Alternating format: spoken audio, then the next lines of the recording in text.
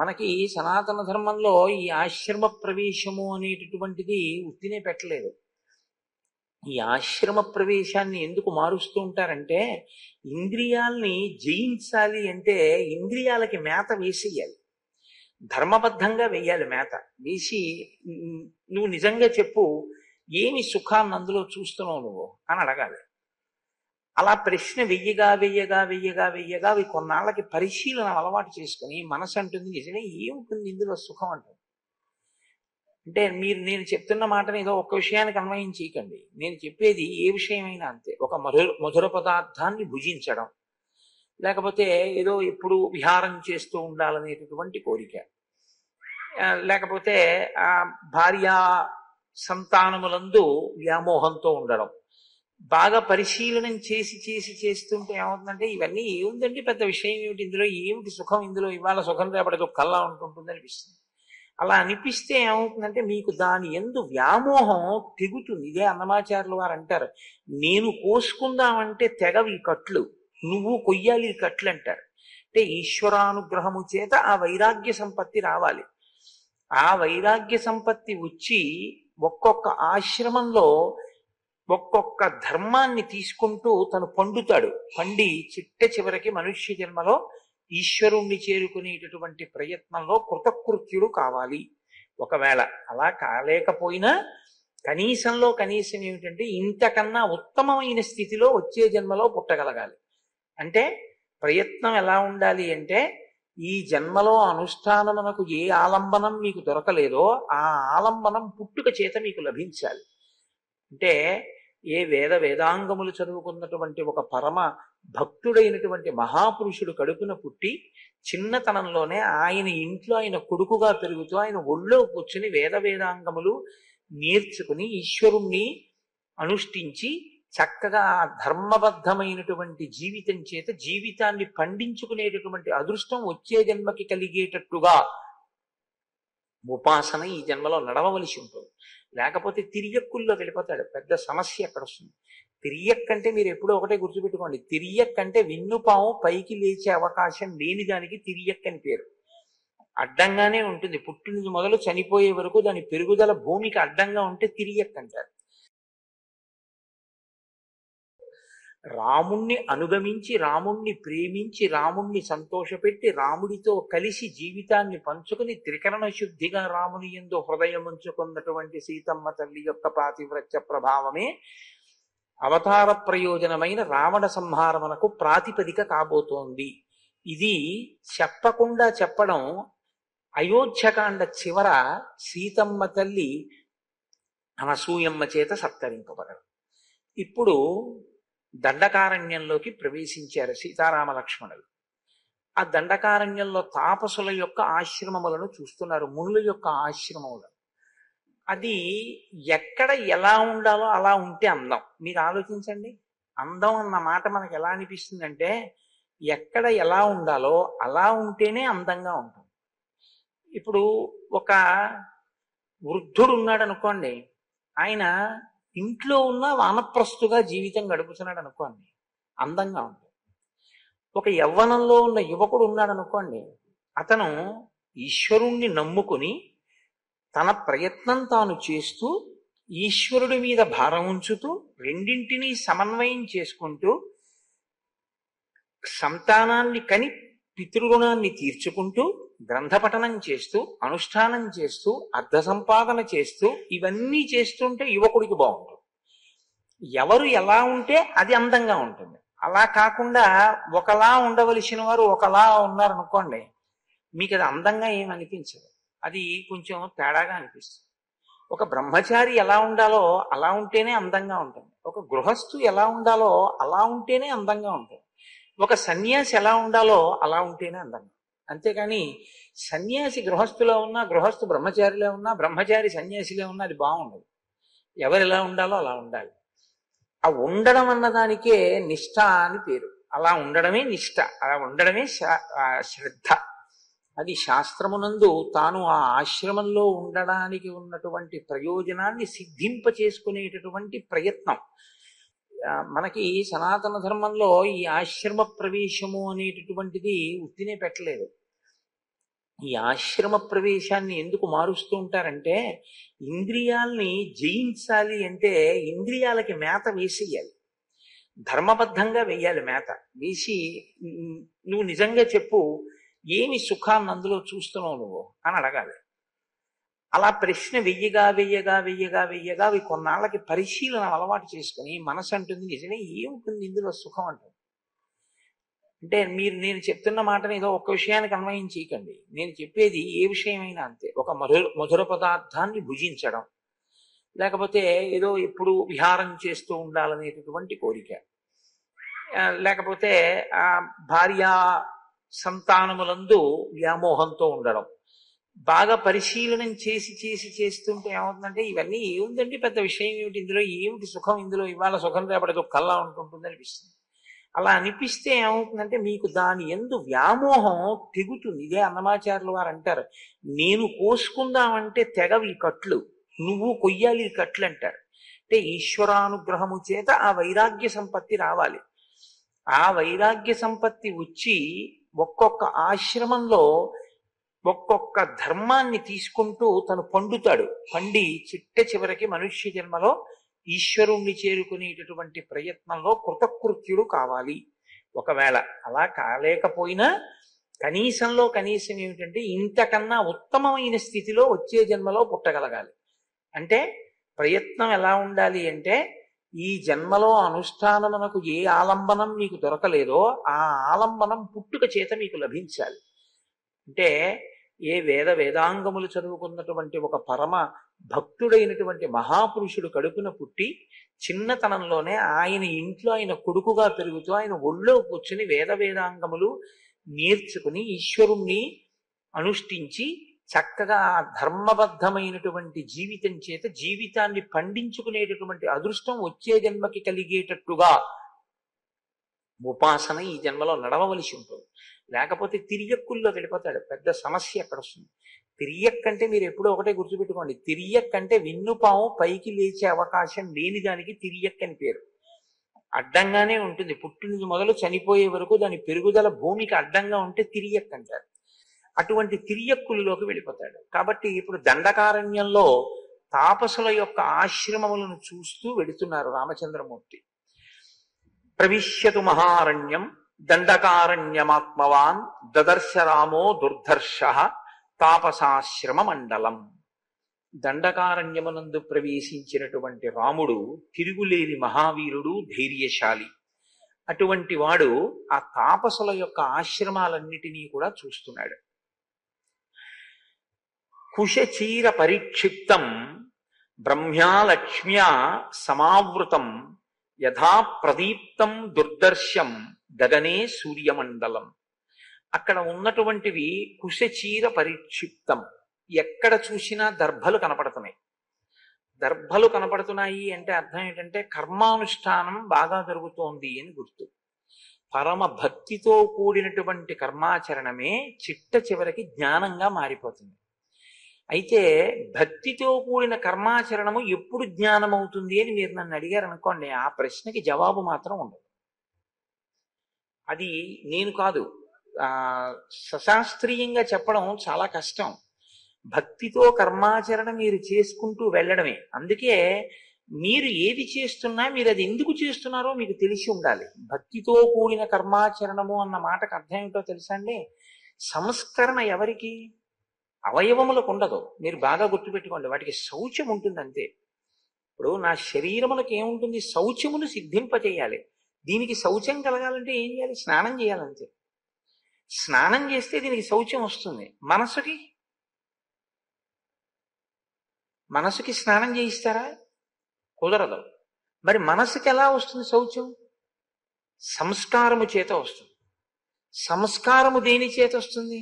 శిక్షింపబడిన బుద్ధి చేత వస్తుంది. బుద్ధికి శిక్షణ ఎక్కడి నుంచి వస్తుంది? గురువు యొక్క ప్రవచనము చేత, గురువు గారి యొక్క వాక్కుల చేత, వాటి యందు తదేక దృష్టితో విని వాటిని మనసులో నిలబెట్టుకోవడం చేత బుద్ధికి శిక్షణ వస్తుంది. అందుకని ఇప్పుడు అక్కడ ఏం జరుగుతోందని గుర్తు? దర్భలు ఉన్నాయంటే కర్మాచరణము జరుగుతోందని గుర్తు. ఎటువంటి కర్మాచరణము? భక్తితో కూడినటువంటి కర్మాచరణము జరుగుతోంది. వేదములు ప్రమాణంగా తీసుకుని, శాస్త్రాన్ని ప్రమాణంగా తీసుకుని దర్భ అనేటటువంటిది వాడకుండా ఏదీ సాధ్యం కాదు. శౌచము కలిగి చక్కగా ఆసన సిద్ధి కలగాలంటే ఓ దర్భాసనం వేసి కూర్చుంటారు. కూర్చోవడం దగ్గర నుంచే దర్భాసనం. కాబట్టి ఆ దర్భాసనం, ఆ దర్భని, ఆ దర్భ ఉంగరం వేలుగు పెట్టుకొని, వాళ్ళు అడవిలో ఉన్నప్పుడు వాళ్ళేం బంగారపు ఉంగరాలు అవి పెట్టుకునే అవకాశాలు ఏమి ఉండవు. కాబట్టి ఓ పవిత్రం అంటే దర్భని ముడి వేసుకుని వేలుగు పెట్టుకుంటారు. ఏది చేసినా దర్భలతో చేయబడినటువంటి కూర్చె పట్టుకుంటారు. ఆ కూర్చె పట్టుకుంటే అది పరమ పవిత్రం. ఆ కూర్చెతో పట్టుకుని ఆ కూర్చెతో ఏ పనైనా చేస్తే. కాబట్టి అక్కడ అన్ని దర్భలు ఉన్నాయి. బ్రహ్మ్యా లక్ష్మ్యా సమావృతం. అక్కడ ఉండేటటువంటి మనుష్యులు బ్రహ్మ తేజస్సు చేత విరాజిల్లుచున్నారు. ఇది చాలా గొప్ప మాట అండి నిజంగా. అది మీరు లోపల అనుభవించాలి. రామాయణంలో బాహ్యమునందు శోభ వేరు, బ్రహ్మ తేజస్సు వేరు. ఈ రెండిటికి ఒక భేదం ఉంటుంది. ఏంటంటే శోభ, ఒక అందం కాలగతి ఎందు తరిగిపోతుంది, లేకపోతే వికారమును పొందుతుంది. ఏమిటి ఆయనే అలా ఉన్నారు అంటారు. ఏదో శరీరంలో తేడా వచ్చిందనుకోండి, ఒళ్ళంతా మచ్చలు వచ్చాయనుకోండి, వస్తే ఓ సంవత్సరం క్రితం స్ఫురద్రూపిగా మెరిసిపోయిన వాడు ఈ సంవత్సరం మీరు చూసేటప్పటికీ మచ్చలతో చూడ్డానికి పిల్లలు భయపడేటట్టుగా అయిపోతాడు. ఆ అందం శాశ్వతము అని మీరు చెప్పడం చాలా కష్టం. జర అని ఒకటి ఉంటుంది, వృద్ధాప్యం. ఆ వృద్ధాప్యం వచ్చేటప్పటికి ఎవరందం నిలబడే అవకాశం ఉండదు. బ్రహ్మ తేజస్సు అలా కాదు. ఈశ్వరుణ్ణి మీరు ఆరాధించగా శరీరము జర్జరీభూతం అవుతుంది, అంటే ముడతలు పడిపోతుంది. కానీ ఆయన నడిచి వస్తున్నాడు అనుకోండి, ఆ నడకలో ఏమీ ఆ వేగం ఏమి ఉండదు. వృద్ధాప్యంలో ఉన్నవాడు ఎలా నడుస్తాడో అలాగే నడుస్తూ ఉంటాడు. బాగా వృద్ధాప్యం వచ్చిన వాడు నోరు తెరుచుకుని అలా ఎలా నిలబడతాడో అలాగే నిలబడతాడు. కానీ మీరు అలాంటి వాళ్ళని ఎవరినైనా చూసి ఉంటారు జీవితంలో. అనుష్ఠాన బలం చేత వారు ఏమైపోతారంటే ముఖం దీప్తితో ప్రకాశిస్తుంది, ముఖమునందు ఆ వర్చస్సు వస్తుంది. నేను కాశీపట్టణంలో చూశాను కొంతమంది అటువంటి పెద్దల్ని ప్రయత్నపూర్వకంగా వారి చిరునామాలు తీసుకుని వారి దర్శనం కోసం నేను కొన్ని గంటలు ఎదురు చూసి అటువంటి మహాత్ముల దర్శనం చేసి నేను బ్రహ్మవర్చస్సు అంటే ఏమిటో చూసా. అందులో ఒక ఆయన నన్ను పిలిచి, ఇన్ని గంటలు దేని కొరకు ఎదురు చూసావు నా దర్శనానికి అని అడిగారు. అంటే నేను మీ బ్రహ్మవర్చస్సుని చూడడానికే కూర్చున్నాను అన్నాను. ఆయన చాలా సంతోషించి నాకు ఆయన చెయ్యి చూపించారు. నేను ఆశ్చర్యపోయాను. ఆయన చేతిలోకి త్రిశూలం వచ్చేసింది. గీత త్రిశూలం కింద మారిపోయి నేను కొద్ది రోజుల్లో ఈశ్వరుణ్ణి చేరిపోతున్నానయ్యా, నువ్వు మళ్ళీ వచ్చేటప్పటికి నీకు నా దర్శనం ఉండదు, ఇదే నా చిట్ట చివరి దర్శనం. నువ్వు ఇంత ఆర్తి పొందావు కాబట్టి నీకు ఒకసారి నేను కనపడాలనుకున్నాను అని నాకు ఆయన ఆ సమయంలో రుద్రాక్ష మాల కూడా బహుకరించారు. నేను ఆ తర్వాత ఒక నెలకే హైదరాబాద్లో నాకు మిత్రుడైనటువంటి ఒక డాక్టర్ గారు నాకు ఫోన్ చేసి చెప్పారు, మీరు ఎవరి దర్శనం కోసం కొన్ని గంటలు ఎదురు చూసి దర్శనం చేసుకున్నారో ఆయన కాశీ విశ్వనాథ దేవాలయంలో పరమశివుడి ముందు నిలబడి ఆ కూర్చుని అభిషేకం చేస్తూ అకస్మాత్తుగా ఏమైందో తెలియదు. నమస్తే అస్తు భగవన్ విశ్వేశ్వరాయ మహాదేవాయ త్రయంబకాయ త్రిపురాంతకాయ త్రికాగ్నికాలాయ కాలాగ్నిరుద్రాయ నీలకంఠాయ మృత్యుంజయాయ ఆగిపోయినది. మృత్యుంజయాయ అని అభిషేకం చేస్తున్న ఆయన చెంబు అలాగే ఆగిపోయిందంతే, పడిపోయింది కింద. వెళ్ళి చూశారు, కూర్చున్నవారు కూర్చున్నట్టే అలాగే నోరు తెరిచి బ్రాహ్మీభూతులైపోయారు, ఆయన శరీరాన్ని విడిచిపెట్టేశారు. అలా అది వయస్సుతో పోయేటటువంటి శోభ కాదు, నిరంతరం ఈశ్వరుణ్ణే తిప్పి మనసులో ఎప్పుడూ ఈశ్వరుడు గురించి తపించినటువంటి వాళ్ళ యొక్క ముఖమునందు ఆ బ్రహ్మ తేజస్సు వస్తుంది. అది ఒక్కొక్క చోట వయస్సుతో కూడా సంబంధం ఉండదు. వాళ్ళ యొక్క స్థితి సుఖబ్రహ్మ పొందలేదా, కాబట్టి ఒక్కొక్కరికి చిన్న వయస్సులోనే వచ్చేస్తుంది. ప్రహ్లాదాదులకు పసితనం నుంచి భక్తి అలవడడం ఈశ్వరుని యొక్క అనుగ్రహం. కాబట్టి అటువంటి స్థితిని పొందినటువంటి బ్రహ్మ తేజస్సు కలిగిన వారు ఉన్నారు. అది ఎలా ఉందిట ఆ తాపసాశ్రమ మండలం? మధ్యాహ్న కాలమునందు ఆకాశం ఎలా ఉంటుందో దుర్నిరీక్ష్యంగా వాళ్ళని ఇలా పట్టి పట్టి చూడడం కూడా కష్టంగా ఉందిట, అంత బ్రహ్మ తేజస్సుతో వెలుగొందుతున్నారు. అలా ఉంటే, ఆ అందం ఉంటే అవి తాపసుల యొక్క ఆశ్రమాలు. అలా ఉండాలి ఆశ్రమాలంటే. కాబట్టి శరణ్యం సర్వభూతానాం సుసుమృష్ణాజిరం తథా మృగైర్బహుభిరాకీర్ణం పక్షి సంఘై సమావృతం. వాళ్ళు అక్కడ ఉన్నటువంటి వాళ్ళు ఆ ఆశ్రమం అంతా కూడా చక్కగా శుభ్రం చేయబడి ఉంది. అంటే శిష్యులు వివిధ స్థాయిలలో ఉంటారు. కొంతమంది శిష్యులు ప్రారంభంలో ఏమిటంటే ముందు ఆశ్రమాన్ని అంతటినీ తుడవడం, గురువు గారి శుశ్రూష చేయడం, గురువు గారికి కావలసినటువంటి పదార్థాలన్నీ అక్కడ పెట్టడం, ఏ పదార్థం ఎంత తీసుకొచ్చి అక్కడ పెట్టాలో ఇవి ముందు నేర్చుకుంటారు. అసలు అన్నిటికన్నా ముందు ఏం నేర్పుతారంటే దర్భ కొయ్యడం నేర్పుతారు. ఎంతవరకు కొయ్యాలి, ఏది కొయ్యాలి, మనకి పనికిరాని దాన్ని కొయ్యకుండా ఉండాలి, పనికొచ్చేదే కొయ్యాలి. కౌశలం. ప్రకృతిలో మనకి అక్కర్లేదు ఇది అన్నదాని జోలికి మనం వెళ్ళకూడదు. ఈశ్వరుడు వదిలిపెట్టేయాలి. అపరిగ్రహము అంటారు. తనకెంత కావాలో అంతే తీసుకుంటాడంతే తప్ప తనకు అవసరం లేకపోయినా ఈశ్వరుడి సొత్తుగా భావించి అందులోంచి తాను పుచ్చుకోడు.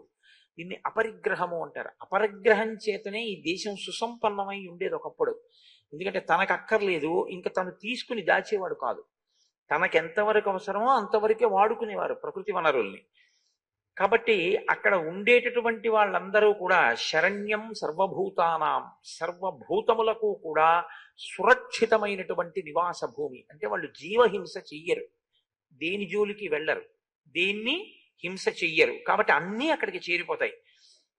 వాళ్ళు కృష్ణాజినాన్ని చక్కగా ఆ జింకల యొక్క చర్మాన్ని వాటిని ఆ ధరించిన వారై ఆశ్రమం అంతా చక్కగా తుడవబడి మృగైర్ బహుభిరాకీర్ణం, అనేకమైనటువంటి మృగములు అక్కడ సంచరిస్తున్నాయి. అంటే మృగము అనేటప్పటికి ఏమిటంటే ఒకదాన్ని ఒకటి చెనకడం దాని స్వభావం, జాతి వైరం ఉంటుంది. ఇది మనకేమైనా చేసిందా అని ఉండదు. ఒక చూలుతో ఉన్నటువంటి ఆవుని ఒక పెద్ద పులి తరుగుతుంది, తరిమి చంపేస్తుంది. అప్పుడు పెద్ద పులికి పాపం వచ్చిందా అని మీరు అడిగితే అలా ఏం ఉండదు. అది మృగములకు సహజమైనటువంటి వైరం. అవి ఒకదాన్ని చూస్తే ఒకటి కన్నెర్ర చేస్తాయి. అటువంటిదేం లేదు. లేకుండా మృగైర్ బహుభిరాకీర్ణం, అనేకమైనటువంటి మృగములు అక్కడ సంచరిస్తున్నాయి. పక్షి సంఘై సమావృతం, అనేకమైనటువంటి పక్షులు ఆ చెట్ల నిండా గుంపులు గుంపులుగా చేరి అరుస్తూ గూళ్ళు కట్టుకుని ఉన్నాయి. కాబట్టి అది చూస్తేనే అసలు వాళ్ళ జీవన విధానం ఎటువంటిదో, వాళ్ళు ఎంతగా ఎవరి జోలికి వెళ్లకుండా బతుకుతుంటారో మీకు అర్థమవుతుంది. వాళ్ళ వల్ల ఎవరికీ ఉపద్రవం ఉండదు. వాళ్ళకి ఎవరి వలన ఉపద్రవం ఉంటే వాడే రాక్షసుడని చెప్పాలి మీరంతే. ఎవడికి అపకారం చేయని వాడి జోలి మీకెందుకండి అంటే రాక్షసుడు అని గుర్తు అనమాట. కాబట్టి వాళ్ళ జోలికి వెళ్ళిన వాళ్ళని రాక్షసులు అంటాడు రాముడు, అదే గుర్తు మీకు. కాబట్టి ఫలమూలాశనైర్దాంతై చీర కృష్ణాజినాంబరై సూర్య వైశ్వానరాభ్యైశ్చ పురాణైర్మునిభిర్వృతం. వాళ్ళందరూ కూడా ఫలమూలములను మాత్రమే గ్రహిస్తూ దాంతి అంటే ఇంద్రియ నిగ్రహము కలిగినటువంటి వారై చీర కృష్ణాజినాంబరములను, నారచీరలు జింక చర్మములను ధరించి మామూలుగా ఎవరో వెళ్ళిపోతున్నారని చూడడం వేరు. ఒకవేళ వాళ్ళు ఆశ్చర్యపోయి చూస్తే యువతల వాళ్ళ తేజస్సు వేరు. అంత తేజస్సున్నవారు కూడా వీళ్ళని చూసి అయ్య బాబోయ్ అన్నారనుకోండి, ఇప్పుడు మీరు అనవలసి ఉంటుందంటే ఆ మునుల యొక్క తేజస్సుని మించిపోయిన తేజస్సు సీతారామ లక్ష్మణుల యందు ఉంది అని మీరు అనవలసి ఉంటుంది కదా. ఇది చెప్పడం మహర్షి యొక్క గొప్పతనం. కాబట్టి ఇప్పుడు ఆయన అంటున్నారు, సదృష్ట్వా రాఘవ శ్రీమాన్ తాపసాశ్రయ మండలం అభ్యగచ్చన్ మహాతేజ విద్యం కృత్వా మహద్ధను. కళ్యాణ గుణ సంపన్నుడైనటువంటి ఆ రామచంద్రమూర్తి సీతాలక్ష్మణులతో కలిసి తాపసాశ్రమ మండలం మీదుగా వస్తుంటే అక్కడ ఉన్న వాళ్ళందరూ కూడా ఒక్కసారి ఆ ముగ్గురిని చూశారు. రూపసంహవనం లక్ష్మీం సౌకుమార్యం సువేషతాం దదృశుర్ విస్మితాకార రామస్య వనవాసినః. అదిట రూపసంహననం. ఆ రూపము రాముడిది అవయవముల యొక్క పొందికని చూశారట. అవయవముల యొక్క పొందిక అన్న మాట గురించి నేను చెప్పాలి అంటే, ఒక ఆయనకి కాళ్ళు పొడుగ్గా ఉంటాయి, కానీ దానికి తగినటువంటి రీతిలో వక్షస్థలం తలకాయ ఉండవు. లేకపోతే కొంతమందికి పొడుగ్గా ఈ వక్షస్థలం ఉంటుంది, దానికి తగినట్టు కాళ్ళు ఉండవు. కాళ్ళు పొడుగ్గా ఉంటే దానికి తగినట్టు చేతులు పొడుగ్గా ఉండవు. ఇవన్నీ బాగానే ఉంటే ఏదో కుండబోర్లించినట్టు తలకాయ ఉంటుంది. అలా కాదు, ఏ అవయవాన్ని మీరు చూస్తే ఒక అవయవానికి తగినట్టుగా మిగిలిన అవయవాలు కూర్చబడి ఉన్నాయి. అంటే బాగా మీకు నేను ఉపమానం చెప్పాలి అంటే, వెంకటేశ్వర స్వామి వారి యొక్క మలయప్ప స్వామి వారికి కట్టేటటువంటి పూలదండ ఎంత పొందిగ్గా కొలతకి సరిపోయేటట్టు రంగురంగులుగా ఉంటుందో, తెల్లపూలు, ఎర్రపూలు, ఆకుపచ్చ పూలు ఖచ్చితంగా మూర్తికి సరిపడేటట్టుగా ఎలా అక్కడ తయారు చేస్తారో, ఆ మాల ఎంత అందంగా ఉందో రాముని అవయవముల యొక్క పొందిక అంత అందంగా ఉంది వాళ్ళకి. అది లక్ష్మీం. ఆ పొందికకి వాళ్ళు తెల్లబోయాక అసలు అదేంటి, ఆ కాళ్ళేమిటి, ఆ చేతులేంటి, ఆ కళ్ళేమిటి, ఏది చూసిన వాడు దానికే మురిసిపోతున్నాడు. ఆజానబాహుం అనొకడు, అరవింద దళాయతాక్షం అనొకడు. ఏమందం ఏమందం, ఏమి శోభ అని అందరూ ఆ అవయవముల యొక్క పొందికని చూసి సువేషతాం, ఎంత అందమైన రూపం అంటున్నారట. దదృశుర్ విస్మితాకార అంటే విస్మయాన్ని, ఆశ్చర్యాన్ని కల్పించేటటువంటి ఆ ఆకారాన్ని రామస్య వనవాసిన. ధనస్సు పట్టుకుని వనంలో తిరుగుతున్నాడే, ఇంత అందంగా ఉన్నాడేమిటి అని వాళ్ళందరూ కూడా చాలా ఆశ్చర్యంతో రాముడి వంక చూస్తూ అలా ఉండిపోయారంతే. అంటే ఇక వాళ్ళ పనుల్లోకి వాళ్ళు వెళ్ళలేనంతగా ఆ రామచంద్రమూర్తి యొక్క అందం వైపుకి వాళ్ళు ఆకర్షింపబడ్డారు. మగవాళ్ళై మగవాని యొక్క అందానికి అంత ఆకర్షింపబడ్డారు. అందుకే కదా నీరాజనం ఇస్తే పుంసాం మోహన రూపాయ పుణ్యశ్లోకాయ మంగళం. మగవాళ్ళని కూడా ఆకర్షించగలిగినటువంటి అందం ఉన్నటువంటి ఓ రామ, నీకు నమస్కారం అని చెప్పి ఆయనకి మంగళహారతి ఇస్తూ ఉంటారు. ఇప్పుడు వాళ్ళందరూ కూడా రాముని చేతిలో ధనస్సుని, ఆ గుండ్రటి బాహువుల్ని, బలిసినటువంటి వక్షస్థలాన్ని, ఆయన యొక్క సాముద్రిక లక్షణాల్ని, ఆయన యొక్క తేజస్సుని, ఆ పరాక్రమాన్ని, ఆ నడకని, ఆ గాంభీర్యాన్ని చూస్తే వాళ్ళకొక నమ్మకం వచ్చింది. ఏ నమ్మకం వచ్చింది వాళ్ళకి అంటే, ఈయన మనం తపస్సు చేసుకోవడానికి ఏది ప్రతిబంధకంగా వచ్చిందో దాన్ని తొలగించగలిగిన వాడు అని నమ్మారు వాళ్ళు. ఏమిటి వాళ్ళకి ప్రతిబంధకం తపస్సు చేసుకోవడానికి? రాక్షసులే. కాబట్టి ఇప్పుడు ఆ రాక్షసుల యొక్క పీడ నుండి ఈయన తప్పించగలిగిన వాడు అని వాళ్ళకి విశ్వాసం కలిగి వాళ్ళొచ్చి ఆయనకి కందమూలములను, ఫలములను, పుష్పములను అన్నిటినీ కూడా సమర్పించి అర్ఘ్యపాద్యాదులనిచ్చి ఆ రామచంద్రమూర్తిని, లక్ష్మణుణ్ణి, సీతమ్మని కూర్చోపెట్టి వాళ్ళు రాముడితో అంటున్నారు. మునులు మాట్లాడడం అంటే లేకి మాటల్లా ఉండవు అవి. మీరు వచ్చారు, మమ్మల్ని తప్పకుండా రక్షించాలి, రాక్షసులు చాలా ఇబ్బంది పెట్టేస్తున్నారు అని చెప్పి బొత్తిగా ఏదో అయిన దానికి కాని దానికి అప్లికేషన్లు పెట్టుకునే వాళ్ళల్లా ఉండదు అలాగా. కాబట్టి ధర్మపాలో జనస్యాస్య శరణ్యస్త్వం మహాయశాః పూజనీయశ్చ మాన్యశ్చ రాజా దండధరో గురుః. నీవు రామ మా వర్ణాశ్రమమైనటువంటి ధర్మములను కాపాడగలిగినటువంటి సహజమైన క్షత్రియ లక్షణం ఉన్నవాడివి, పుట్టుకతో క్షత్రియుడి. కాబట్టి ఇప్పుడు వర్ణాశ్రమ ధర్మమును నువ్వు కాపాడాలి. మా ధర్మం ఏమిటి? తపస్సు చేసుకోవడం. కాబట్టి మా ధర్మంలో మేము ఉన్నాం. మా ధర్మం మమ్మల్ని చేసుకోనివ్వకుండా అడ్డొస్తున్నది ఏదో, దాన్ని నువ్వు తొలగించవలసి ఉంటుంది. దానికి మేము నిన్ను శరణాగతి చేస్తున్నాం. శరణాగతి అనేటటువంటిది మీరు ఒక మాట బాగా గుర్తుపెట్టుకోవాలి. నోటితో శరణాగతి చేయడం చాలా తేలిక. శరణాగతి నోటితో చేయడం అంత తేలిక లోకంలో ఇంకేమీ ఉండదు.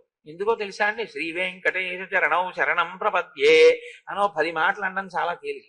శరణాగతి చేసినట్టు ఉండడం చాలా తేలిక. నిజంగా శరణాగతి చేయడం చాలా కష్టం. ఎందుకో తెలుసా? అసలు నిజంగా శరణాగతి చేస్తే వెంటనే వచ్చేస్తుంది ఫలితం, ఉత్తరక్షణం వస్తుంది. శరణాగతి అంటే ఏమిటో తెలుసా అండి? అసలు మిమ్మల్ని మీరు ఆ రక్షించుకోగలిగిన ప్రయత్నం నుంచి పూర్తిగా విరమించేసుకోవాలి. అంతా ఈశ్వరుడు యందు న్యాసం చెయ్యాలి, ఆయనే రక్షిస్తాడని వదిలేయాలి. అలా వదిలేస్తే శరణాగతి అంటారు. రామకృష్ణ పరమహంస ఒక విషయం చెప్తుండేవారు. వెనకటికి నారాయణుడు గబగబా బయలుదేరట్టే. బయలుదేరితే లక్ష్మీదేవి గబగబా వచ్చేందుట, ఎందుకు అలా పరిగెడుతున్నారు అందుకే. ఏమి లేదు, నా పరమభక్తుడైనటువంటి ఓ చాకల్ని రాళ్లు పెట్టి కొడుతున్నారు పిల్లలు, అందుకని చెప్పి పరిగెడుతున్నాను అన్నాడు.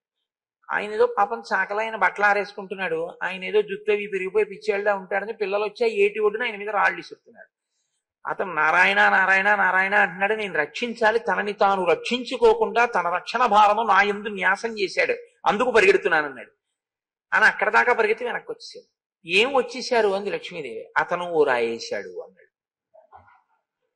అంటే తనని తాను రక్షించుకునే ప్రయత్నం చేసిన ఉత్తర క్షణంలో ఈశ్వరుడు తన రక్షణ ప్రయత్నాన్ని ఆపేస్తాడు. అంటే అన్ని వేళలా అలా ఉండొచ్చా అండి అంటే అలా ఉండడం కూడా మంచిది కాదు. ఎందుకంటే శరణాగతి చెయ్యగలిగినటువంటి దృఢదీక్ష మనసులో బాగా రాకుండా దాని యందు ప్రయత్నం మొదలుపెట్టి అలా మొదలు పెడతామండి అన్ని ఈశ్వరుడు వదిలేస్తామని అనుకోవాలి. పురుషకారం ఈశ్వరుని యందు భక్తి రెండిటినీ కలపడమే చాలా మంచిది. మునులు శరణాగతి చేశారంటే ఒక కారణం ఉంది అక్కడ, మీరు గుర్తుపట్టాలి. మునులు తపస్సు చేస్తున్నారు. తపస్సు ఎందుకు చేస్తారు? ఈశ్వరానుగ్రహం కోసం. ఈశ్వరానుగ్రహంతో వాళ్ళకి ఏమవుతుంది, కొంత శక్తి వస్తుంది. ఇప్పుడు వాళ్ళ శక్తి పెట్టి రాక్షసుల్ని చంపుతూ కూర్చున్నారు అనుకోండి, శాపాలు ఇస్తూను, వాళ్ళ తపస్సు పోతుంటుంది. మళ్ళీ తపస్సు చేయడం, వాడు చచ్చిపోతాడు, ఇంకోటి వస్తాడు, వాడిని చంపుతూ ఉండడం. ఇప్పుడు వాడు ఏం చేశాడు, అక్కడికి వెళ్ళి తపస్సు చేయలేదు. తపస్సు చేయను, రాక్షసుల్ని చంపను, చివరికి వచ్చేటప్పటికి ఏం మిగులుతుంది? సున్నా, ఏమీ మిగలదు. కాబట్టి చేసిన తపస్సు ఎందుకు పనికి రావాలంటే తనని ఉద్ధరించుకోవడానికి పనికి రావాలి. కాబట్టి ఇప్పుడు తన తపస్సు తనని తాను రక్షించుకోవడానికి ఉపయోగించుకోవడానికి పనికి రాదు. పనికొచ్చేటట్టుగా ఉపయోగించుకోగలిగినా ఉపయోగించకూడదు.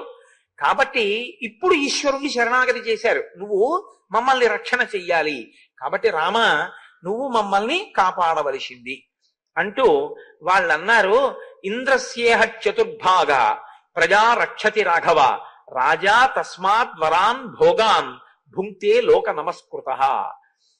ఇంద్రుడి యొక్క అంశ 4వ భాగం రాజు యందు ప్రకాశిస్తుంది. నువ్వు క్షత్రియుడవు, కోసల దేశపు రాజువి, 14 ఏళ్ళంటే ఇక్కడ ఉంటావు కానీ మళ్ళీ వెళ్ళిపోతావుగా. పైగా నేను వనములకు రాజును అని చెప్పాడు. మీకు గుర్తు పెట్టుకోండి బాగా ఈ విషయం అని చెప్పాను. వనములకు రాజును అన్నాడు కాబట్టి వనములలో ధర్మాన్ని ఇప్పుడు ఆయన స్థాపించాలి. ఎక్కడెక్కడ అవసరమో, ఎక్కడెక్కడ వాళ్ళకి ఆర్తి కలుగుతోందో అక్కడెక్కడ తాను రక్షించవలసిన అవసరం ఉంది కోదండాన్ని చేత పట్టుకుని. కాబట్టి ఇంద్రుని యొక్క 4వ వంతు రాజు రూపంలో ప్రకాశిస్తుంది. కాబట్టే సామాన్యమైనటువంటి మనుష్యులు అనుభవించేటటువంటి భోగముల కన్నా రాజు ఉత్తమమైనటువంటి భోగాల్ని అనుభవిస్తాడు. ఇంద్రుని యొక్క అంశం ఉంది కాబట్టి అది భోగం అనుభవించడానికి కాదు, ధర్మాన్ని కూడా రక్షించాలి. కాబట్టి రామ నీకు ఆ అవసరం ఉంది. నువ్వు ఇన్నాళ్ళు కోసల దేశంలో భోగాలు అనుభవించి వచ్చావు, ఇప్పుడు మా కష్టం చూస్తున్నావు, కాబట్టి నువ్వు ఇప్పుడు మమ్మల్ని రక్షించాలి. వాళ్ళు ఈ మాటలంటే ఆయన చాలా సంతోషించారు. మేము కోపాయుధాన్ని పక్కన పెట్టేశాం, మమ్మల్ని మేము రక్షించుకోం తాపసులం కాబట్టి నువ్వే మమ్మల్ని రక్షించాలి. వాళ్ళు ఇచ్చినటువంటి ఫలమూలములను గ్రహించి ఆయన అన్నాడు, నేను లక్ష్మణ సహితుడనై రాక్షసుల్ని నిర్జించి మీరు హాయిగా తపస్సు చేసుకునేటట్టుగా మీ ధర్మానికి ఎవరూ అడ్డు రాకుండా నేను తప్పకుండా మిమ్మల్ని కాపాడతాను అని చెప్పి వాళ్ళకి వరం ఇచ్చి లేదా మాట ఇచ్చి ముందుకు నడిచి వెళ్ళిపోతున్నాడు. ఆ ముందుకు నడిచి వెళ్ళిపోతుంటే అది చాలా భయంకరమైనటువంటి అరణ్యం. అందున అరణ్యంలో వాల్మీకి మహర్షి ఎంత గొప్ప వర్ణన చేస్తారంటే మళ్ళీ ఆ అరణ్యంలో కూడా నరభక్షకులైన రాక్షసులు ఉన్నారు అని చెప్పి అర్థమైపోతూ ఉంటుంది. ఎలా అర్థమైపోతుంది అంటే రాముడు ఘోరమైన అరణ్యంలో విడుతూ లక్ష్మణుడితో అంటాడు, లక్ష్మణ ఇక్కడ ఎక్కడ జలాశయాలు లేవు, ఇక్కడెక్కడ అసలు మనుష్యులు తిరుగుతున్నటువంటి ఆనవాళ్లు కనపట్టలేదు, ఇక్కడ ఎక్కడ చూసినా క్రూరమైనటువంటి మృగములు మాత్రమే కనపడుతున్నాయి. సరికదా ఏదో పరిస్థితిని గమనిస్తే ఈ పెరిగినటువంటి చెట్లు ఈ వాతావరణం గమనిస్తుంటే ఇటువైపుకి అసలు ఎవరు రారు అని అనిపిస్తోంది. కాబట్టి మనం చాలా జాగ్రత్తగా ఉండాలి, కోదండాన్ని గట్టిగా పట్టుకుని అడుగులు వెయ్యాలి. అటువంటి పరిస్థితి కనపడుతోంది అంటాడు రాముడు. ఇప్పుడు అక్కడ అకస్మాత్తుగా ఒక రాక్షసుడు వాళ్ళకి కనపడ్డాడు. ఆయన అవయవముల యొక్క పొందిక లేనివాడు, కడుపు ఎత్తుపల్లాలుగా ఉంది, భయంకరమైనటువంటి ముఖం, చాలా పెద్ద పెద్ద కళ్ళు, పెద్ద ఒక నుయ్యి ఓ దిగుడుబావి ఎలా ఉంటుందో అటువంటి నోరు, ఒంటి మీద చంపేసినటువంటి పులి యొక్క చర్మాన్ని బలవంతంగా పీకేసి దాన్ని ఒంటి మీద ఆచ్ఛాదనగా పడేసుకున్నాడు. మీద పడేసుకుంటే దాంట్లోంచి నెత్తురు కారి శరీరం నుంచి కిందకి ఒలుకుతోంది. మాంసపు ముక్కలు ఒంటి నిండా ఉన్నాయి. అతను ఒక పెద్ద ఇనప శూలాన్ని చేత్తో పట్టుకుని ఉన్నాడు. అంటే అతని రూపమే అంత ఘోరంగా ఉంది. ఒక మోస్తరు వాళ్ళైతే చచ్చిపోతారు అసలు ఆయన్ని చూస్తేనే. ఆ శూలానికి గుచ్చుకున్నాడు సిద్ధంగా తినడం కోసం. అంటే ఏవో బిస్కెట్ల ప్యాకెట్ బ్యాగ్లో పడేసుకున్నట్టు రైల్లో వెళ్తున్నప్పుడు. అంటే అతను ఆహారం కోసం బయలుదేరే లోపల ఆహారాన్ని వెతుక్కుని అతనికి కావలసినవి సంభారములను సమకూర్చుకుని తినే లోపల ఈలోగా తినవలసి వస్తే బొత్తిగా ఏమీ లేకుండా కాలక్షేప బఠానీ అని రైల్లో అమ్ముతారు చూడండి, బఠానీలు అమ్మితే ఆ తుక్కంతా అక్కడ పోసేసేయండి, అది తింటూ ఉండడం. వేరుశనక్కాయలు తొక్కలన్నీ అక్కడ వేసేయడం, 4 గింజలు తినేసి స్టేషన్లో దిగిపోవడం. ఆ తర్వాత ఎవడో వచ్చి తుడుస్తూ ఉంటాడు, లేకపోతే లాంగ్ జర్నీ చేసి అందులో ఉన్నవాడు ఎవడో వాడి ప్రారంభం. అలా వాడు ఏమిటంటే శూలానికి గుచ్చుకుని బయలుదేరాడు. 3 సింహాన్ చతురో వ్యాఘ్రాన్ ద్వౌ వృకౌ వృషతాం దశ సవిషాణం వసాదిగ్ధం గజస్య చ శిరోమహత్ అవసజ్యాయసే శూలే వినదంతం మహాస్వనం. పెద్ద కేకలు వేస్తున్నాడు, అరుచుకుంటూ వీళ్ళని చూడగానే లేచి నిలబడ్డాడు. ఆ శూలానికి ఏం గుచ్చుకున్నట్ట? పెద్ద ఎక్కువేం కాదు, 3 సింహాన్, ఒక 3 సింహాల్ని గుచ్చాడు దానికి. చతురో వ్యాఘ్రాన్, ఒక 4 పెద్ద పులులు గుచ్చుకున్నాడు. ద్వౌ వృకౌ, 2 తోడేళ్లు గుచ్చాడు. వృషతాం దశ, చుక్కల లేళ్లు ఒక 10 గుచ్చుకున్నాడు. సవిషాణం వసాదిగ్ధం గజస్య చ శిరోమహత్, దంతములు విరిగిపోయినటువంటి ఒక ఏనుగు యొక్క తలకాయతో సహా దానికి గుచ్చుకున్నాడు.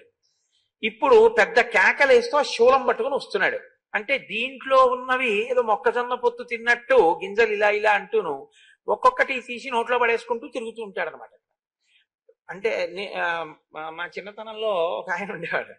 ఆయన పొద్దున్నే ఎండుటాకులు ఏరడానికి ఒక చిత్రమైన పని ఉండేదానికి, ఒక పెద్ద శూలం లాంటిది ఒకటి ఉండేది, అది పట్టుకుని ఇలా గుచ్చుకుంటూ తిరుగుతుండేవాడు ఇంట్లో. అదే పని ఆయనకు, వాకింగ్ ఎండుటాకులు గుచ్చుకుని తీసేస్తూ ఉండడం అదే పని ఆయనకి. అలా వీడేమిటంటే కనపడ్డ వాటిని అలా గుచ్చెత్తేస్తుంటాడు. అలా ఉంది సింహాలని వాటిని. అంత బలాఢ్యుడు ఆ రాక్షసుడు. ఆయన కనపడ్డాడు. కనపడుతూనే ఆకలి ఎక్కువ, ఆహారం తినడం ఎక్కువ, వికృతమైన రూపం. వాడికి సీతమ్మ కావలసి వచ్చింది.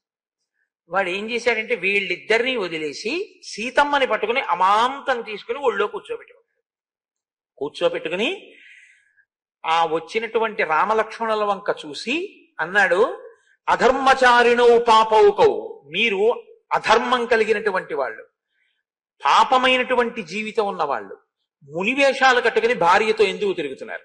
అందుకే మీ భార్యని నేను తీసేసుకున్నాను. ఈమెని నేను భార్యగా ఉంచుకుంటాను ఇక నుంచి. కాబట్టి మీరు ఈ ప్రాంతాన్ని విడిచిపెట్టి వెళ్ళిపోండి. అహం వనమిదం దుర్గం విరాధో నామ రాక్షస చరామి సాయుధో నిత్యం ఋషిమాంసాని భక్షయం.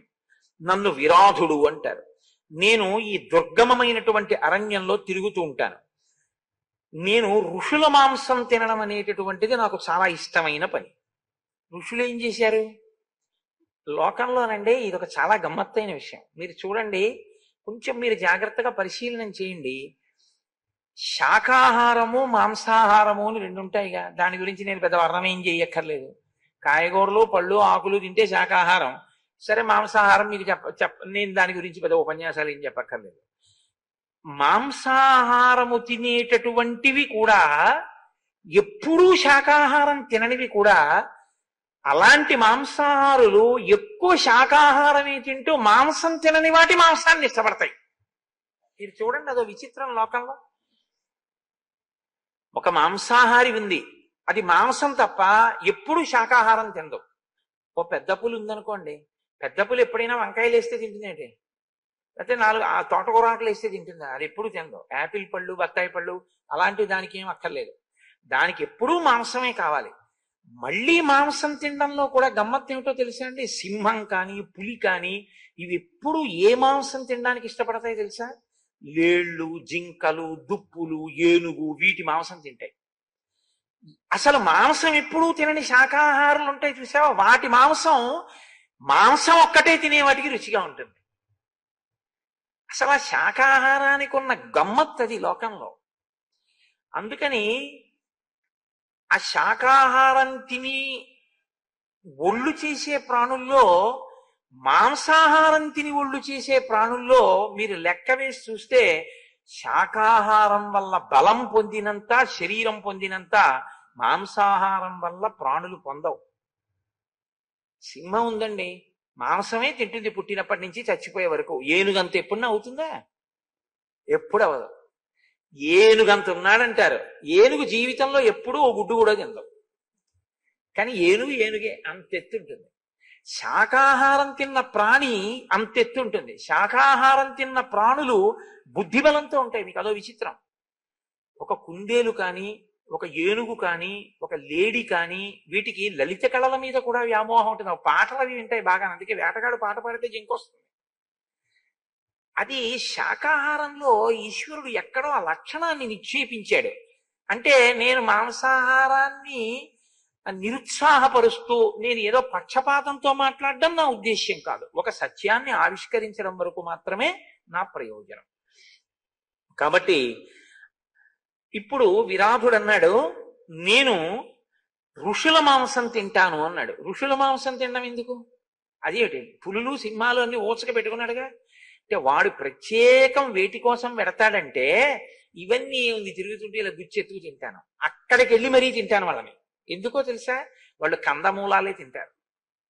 అందుకని ఏనుగు మాంసం సింహానికి ఇష్టమైనట్టు, జింక మాంసం పెద్ద పులికి ఇష్టమైనట్టు ఋషుల మాంసం నాకు ఇష్టం. ఇది లోకంలో ఒక చిత్రమైన పోకడ. మీరు సృష్టిని కొద్దిగా గమనిస్తే ఇలాంటి చమత్కారాలు మీకు చాలా కనపడతాయండి, చాలా కనపడతాయి. వీటన్నింటికన్నా చమత్కారం ఎక్కడ పెట్టాడో తెలుసా అండి ఈశ్వరుడు? వీటన్నిటికీ కొన్ని కొన్ని శక్తులు ఇచ్చాడు. అన్ని శక్తుల్ని మనిషి ఒకడే వాడుకుంటాడు. ఒక గొర్రె ఉందనుకోండి, మీరు ఎంత చలిలోకి తీసుకెళ్ళి వదిలేయండి, దానికి ఏం రొజాయి మీరు ఇవ్వక్కర్లేదు, దాని ఒంటికే రొజాయి ఉంటుంది, పెద్ద ఉన్నితో ఉంటుంది. మనిషి ఏం చేస్తాడో తెలుసా, ఆ గొర్రె మాంసం తినేసి దాని చర్మం ఒలిచేసి ఓ కోటు కుట్టించుకుని చల్లే తిరిగేస్తాడు. ఓ యజ్ఞమో యాగమో చేసుకుంటున్నాడు అనుకోండి, ఓ లేడి చర్మం విప్పేసి దాన్ని ఒంటికి కట్టుకుని యజ్ఞమో యాగమో చేసుకుంటాడు. ఓ ఏనుగు దంతం ఉందనుకోండి, బొమ్మ చేసుకుని ఊట్లో పెట్టుకుంటాడు. ఓ సింహం తాలూకా గోరు ఉందనుకోండి, దృష్టి తగలకుండా దాన్ని తీసుకొచ్చి మెడలో వేసుకుంటాడు. సృష్టిలో దేని దేనికి ఎంత శక్తి ఇచ్చాడో అన్ని శక్తుల్ని మనిషి తెచ్చి వాడుకుంటూ ఉంటాడు.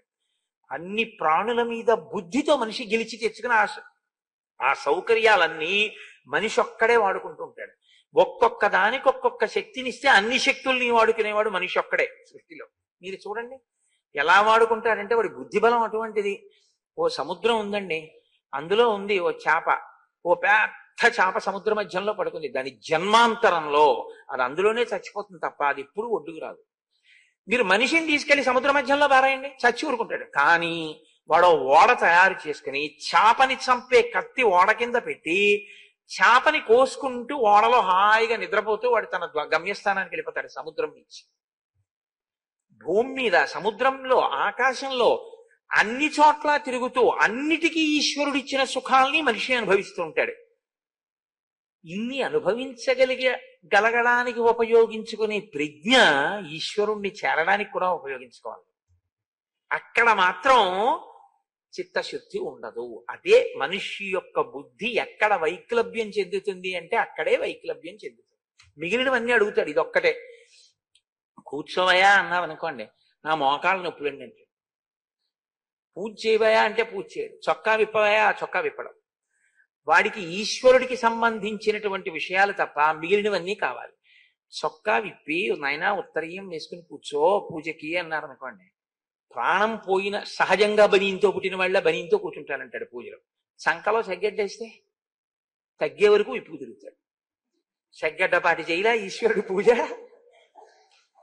ఆ బుద్ధేదో ముందే ఉంటే సెగ్గడ్డే రాదుగా నీకు. అలా ఉంటుంది మనుష్యుని యొక్క. సరే, అది అంతా మళ్ళీ వేరొక పరిశీలన అనుకోండి, దాన్ని అలా ఉంచండి మీరు.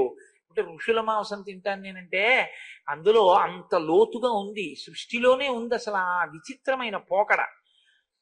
కాబట్టి రాముడు అన్నాడు, ముందు సీతమ్మని తప్పించాలి, తప్పించి తీసుకురావాలి. ఎందుకనంటే ఆమె విదేహ వంశంలో పుట్టినటువంటి జనక మహారాజు గారి పుత్రి, దశరథ మహారాజు గారి కోడలు.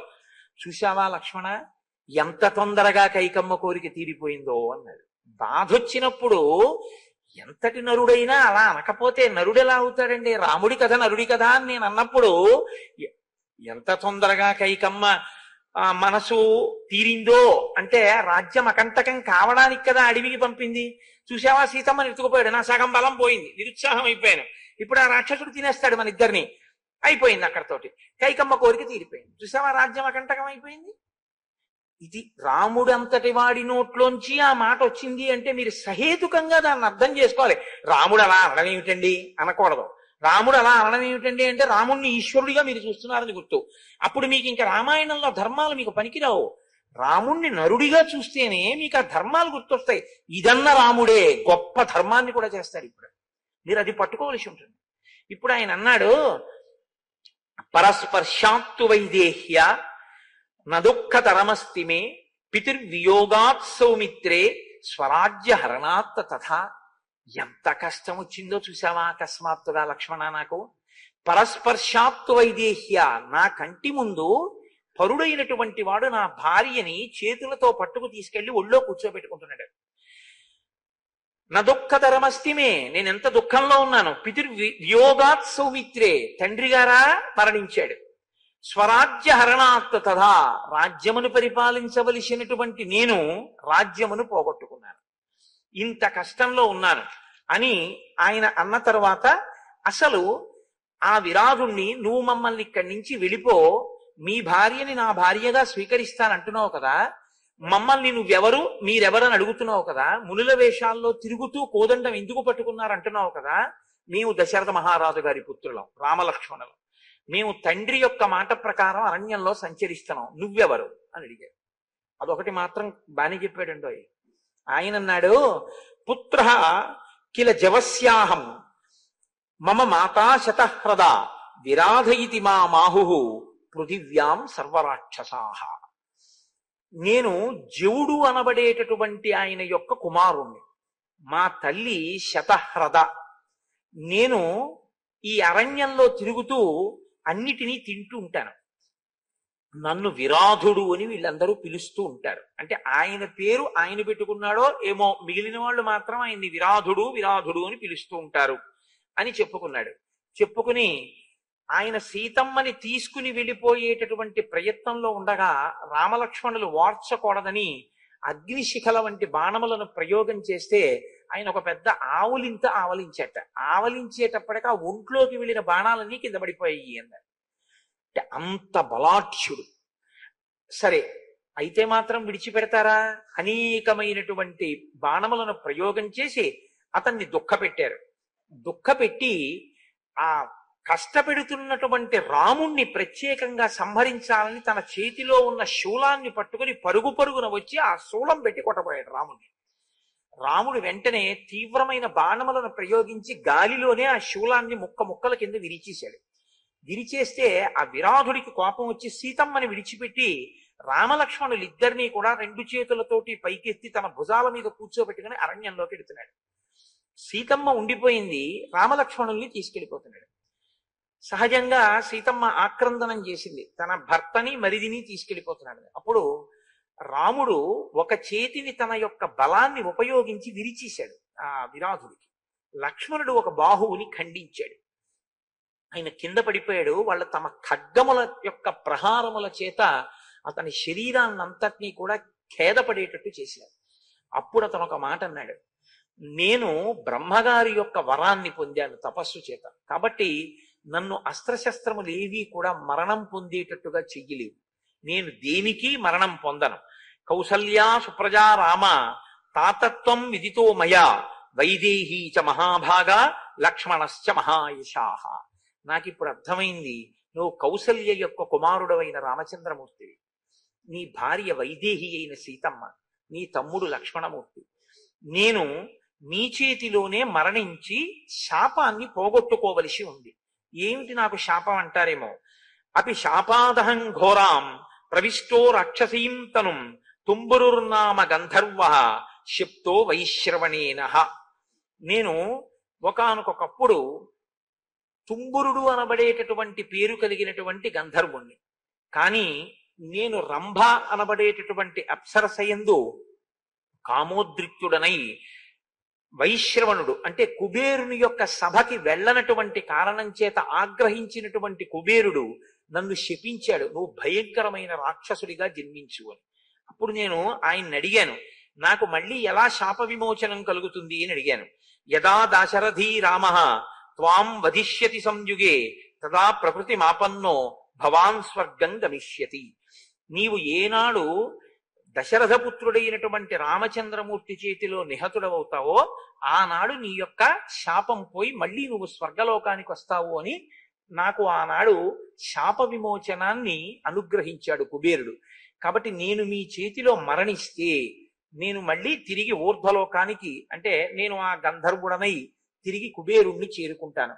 కాబట్టి నన్ను సంహరించండి అన్నాడు. ఇప్పుడు ఎలా సంహరించడం? అస్త్రశస్త్రముల చేత సంహరింపబడడుగా. వెంటనే రాముడు అన్నాడు, లక్ష్మణ, నేను వీడిని కింద పడదోస్తాను. వీడిని వదిలేస్తే వీడు అలా అరుస్తూనే ఉంటాడు. మహాస్వనం, అదే మామూలు అరుపు కాదు, భయపడిపోతాయి అన్నీ. కాబట్టి వీడి కంఠం మీద నా పాదం పెట్టి తొక్కి ఎట్టే పెడతాను అరవకుండా. ఈలోగా నువ్వు ఒక గుణపం తీసుకుని ఏనుగుల్ని పడదొయ్యడానికి పట్టుకోవడానికి తవ్వేటటువంటి గొయ్యి ఎలా ఉంటుందో అలా ఈ రాక్షసుణ్ణి పడేసి కప్పెట్టడానికి ఒక పెద్ద గొయ్యి తీయి అంటే గబగబా లక్ష్మణుడు ఒక పెద్ద గొయ్యి తీస్తున్నాడు. అస్త్రంతో శస్త్రంతో కాదుగా, గోతిలో పడేసి రాళ్లతో కప్పెట్టేస్తాడు. కప్పెట్టేస్తే ఊపిరి అడగ చచ్చిపోతాడు అందులో. ఆయనకి కూడా అది కావాలి, ఎందుకంటే శాప విమోచనం అయిపోవాలి. కాబట్టి ఇప్పుడు ఆయన అన్నాడు, అవటే చాపి మాం రామ ప్రక్షిప్య కుశలీవ్రజ రక్షసాం గతసత్వానాం యశధర్మ సనాతన అవటేయే నిధీయంతే తేషాం లోకాః సనాతనాః. రామ, నువ్వు నాకు మహోపకారం చేస్తున్నావు. మా వంటి రాక్షసులు మరణించినప్పుడు గొయ్యి తీసి గోతిలో కాని పాతి పెట్టేస్తే మేము మళ్ళీ తిరిగి ఇతరమైనటువంటి లోకాలకి వెళ్ళాం. కాబట్టి ఇతర లోకములు పొందకుండా ఉండాలి అంటే గోతిలోనే పాతి పెట్టాలి. కాబట్టి నన్ను గోతిలో పాతి పెట్టేసి అన్నాడు. నిజంగా గొయ్యి తీసి శరీరాన్ని అందులో పడేసి కప్పెట్టేస్తుంటే ఎంత శాప విమోచనమైనా ఏ శరీరానికైనా శరీరం విడిచిపెట్టేయడం అనేటటువంటి ఖేదంతో కూడుకున్న విషయం కదండి. వాడు పెద్ద పెద్ద కేకలు మొదలుపెట్టాడు. మొత్తానికి దొర్లించి ఆ గోతిలో పడేసి రాళ్లు పోసి మట్టి పోసి కప్పెట్టేశాడు. కప్పెట్టేసిన తర్వాత విరాధుడు అక్కడతో శరీరాన్ని విడిచిపెడుతూ ఆయన ఒక మాట చెప్పాడు, రామ, నీకు మహోపకారం జరుగుతుంది. ఇక్కడికి దగ్గరలో శరభంగుడు అనబడేటటువంటి ఒక మహర్షి ఉన్నారు, నీవు ఆయన యొక్క దర్శనాన్ని చెయ్యి. రామాయణంలో ఇదో గమ్మత్తు. రాక్షసులు శాప విమోచనం అయిపోయిన తర్వాత రాముడికి ఉపకారం చేస్తుంటారు. ఎందుకంటే రాముడు ఎందుకు వచ్చాడో, నరుడిగా ఎందుకున్నాడో, ఎందుకు ఇంత కష్టపడుతున్నాడో వాళ్ళకి తెలుసు. కాబట్టి వాళ్ళ ఉపకారం చేస్తుంటారు. చిన్నప్పుడు ఏదో చాకలి బండ ఏదో ఆట ఉండేది, బట్ట పట్టుకుని పరిగెడుతూ ఏదో ఒకళ్ళ వెనకాలేసి ఒకళ్ళు ముట్టుకుని వాళ్ళని ఒకళ్ళు ముట్టుకుని ఇలాగా. అలా రాముడి చెయ్యి తీసుకెళ్లి ఒకరు ఇంకోరి చేతిలో పెడితే వాళ్ళు ఇంకోళ్ళ చేతిలో పెడుతుంటారు. అలా ఋషుల యొక్క చేతులు మారుతూ పెడుతుంటాడు రాముడు. ఇప్పుడు రాముడు, సీతమ్మ, లక్ష్మణమూర్తి కలిసి శరభంగుని యొక్క ఆశ్రమానికి వెళ్ళారు. ఆ ఋషుల యొక్క తేజస్సు, వాళ్ళ యొక్క గొప్పతనం ఎంత గొప్పగా ఉంటుందంటే, ఆశ్రమం శరభంగస్య రాఘవోభిజగామః తస్య దేవ ప్రభావస్య తపసా భావితాత్మనః. ఆ శరభంగ మహర్షి దైవము యొక్క సాక్షాత్కారమును పొందినటువంటి వాడు, దివ్యమైనటువంటి శక్తి సంపన్నుడు. ఆయన ఒక్కసారి పిలిస్తే దేవతలే వచ్చి ఆయన ముందు నిలబడతారు. దేవతలు కార్యార్థులై ఆయన దగ్గరికి వస్తూ ఉంటారు. ఆయన అన్ని లోకములలో ఉండేటటువంటి సుఖములను కూడా తన తపశక్తి చేత జయించుకున్నవాడు. అంతటి మహానుభావుడు శరభంగుడంటే. ఆయన ఆశ్రమానికి వెళ్ళి ఆ ఆశ్రమం లోపలికి వెడదాం అనుకుని ప్రయత్నం చేస్తున్న సమయంలో ఆ ముగ్గురికి ఒక ఆశ్చర్యకరమైనటువంటి విషయం ఒకటి కనపడింది. ముగ్గురు చూస్తున్నారు సీతారామ లక్ష్మణులు. సమీపే శరభంగస్య దదర్శ మహదద్భుతం విభ్రాజమానం వపుషా సూర్య వైశ్వానరూపమం. శరభంగ మహర్షి యొక్క ఆశ్రమానికి సమీపంలో అగ్నిహోత్రుడు సూర్యుడు వాళ్ళ యొక్క తేజస్స అన్నట్టుగా ఒక గొప్ప తేజపుంజం ఒకటి కనపడింది. అవరుహ్య రథోత్సంగాత్ ఆకాశే విభుదానుగం అసంస్పృశంతం వసుధాం దదర్శ విభుదేశ్వరం. ఒక రథం ఒకటి భూమికి పైన నిలబడి ఉంది శరభంగుని యొక్క ఆశ్రమంలో. శరభంగుడు కూర్చునున్నాడు. ఆయనతో ఆ రథంలోని వ్యక్తి మాట్లాడుతున్నాడు. ఆ రథం మాత్రం భూమి మీదకి దిగలేదు, దిగకుండా భూమి మీదకి నిలబడి ఉంది. ఆ నిలబడినటువంటి ఆ రథం ఎంత గొప్పగా ఉందంటే, సుప్రభాభరణం దేవం విరజోంబరధారిణం తద్విధైర్యేవ బహుభిః పూజ్యమానం మహాత్మభిః హరిభిర్వాజిభిర్యుక్తం అంతరిక్షగతం రథం దదర్శా దూరతస్తస్య తరుణాదిత్య సన్నిభం. అది ఆకుపచ్చని గుర్రములు కట్టబడి ఉంది. చంద్రమండలం ఎలా ఉంటుందో అలా గుండ్రటి గొడుగు ఒకటి దాని మీద ఉంది, తెల్లటి గొడుగు. అందులో కూర్చున్నటువంటి వ్యక్తి కోటి సూర్యుల పగిది ప్రకాశిస్తున్నాడు, గొప్ప కాంతితో ఉన్నాడు. ఇద్దరు దివ్యమైన కాంతలు ఆయనకు అటూ ఇటూ నిలబడి ఆయనకి చామరం వేస్తున్నారు. ఆ రథానికి 4 దిక్కులా ఒక్కొక్క దిక్కున 100 చప్పున అసలు ఆ యోధుల వంక చూస్తేనే ఆశ్చర్యంగా ఉంటుంది. అందరూ 25 సంవత్సరాల వయస్సు ఉన్నటువంటి యోధులు, చెవులకు కుండలములు పెట్టుకుని మెడలో హారములు వేసుకున్న వాళ్ళు, నిత్య యవ్వనంతో ఉండేవాళ్ళు. రథానికి 4 దిక్కులా 400 మంది చప్పున 400 మంది కాపు కాస్తున్నారు. ఆ రథంలో ఉన్నటువంటి వ్యక్తి గొప్ప కిరీటాన్ని ధరించి ఉన్నాడు. రాముడు ఆ రథం కిందకి భూమికి తాకకపోవడం, అందులో కూర్చున్న వ్యక్తి శరభంగుడితో మాట్లాడుతూ ఉండడం చూసి ఆశ్చర్యపోయి, నేను దగ్గరగా వెళ్ళి ఆయన ఎవరో చూసొస్తాను అని రాముడు, లక్ష్మణ నువ్వు సీతమ్మని కాపాడుతుండు, నేను వెడతానని వెళ్తుంటాడు. ఇది మీరు రాముడి యొక్క ప్రజ్ఞ మీరు గమనించాలి. ఎప్పుడు రాముడు ఏదో ఆశ్చర్యకరమైంది కనిపించింది కదా అని తను వెళ్ళిపోవడం ఉండదు. ఎందుకంటే ఎప్పుడూ సీతమ్మని కాపాడుతూ ఉంటాడు. లక్ష్మణ నువ్వు సీతమ్మని చూస్తుండు, నేను వెడతానంటాడు అని దగ్గరగా వెడుతున్నాడు. అందులో కూర్చుని ఉన్నటువంటి వ్యక్తి ఇంద్రుడు. ఆయన శరభంగుడితోటి ఒక కార్యార్థి అయి వచ్చాడు. అంటే ఇంద్రుడు శరభంగుడిని పిలిపించడం కాదు, శరభంగుడితో పనుంటే ఇంద్రుడే వస్తాడు. అంటే అది ఆయన తపశ్శక్తి. ఎటువంటి మహర్షుల యొక్క దర్శనం చేశారో చూడండి రామాయణంలో రామచంద్రమూర్తి. ఇహోపయాత్యసౌ రామో యవాన్మాం నాభిభాషతే నిష్టాన్నయతు తావత్తు తతో మాం ద్రష్టుమర్హతి. జితవంతం కృతార్థంచ ద్రష్టా హమ చిరాదిమం కర్మ హ్యనేన కర్తవ్యం మహదన్యై సుదుష్కురం.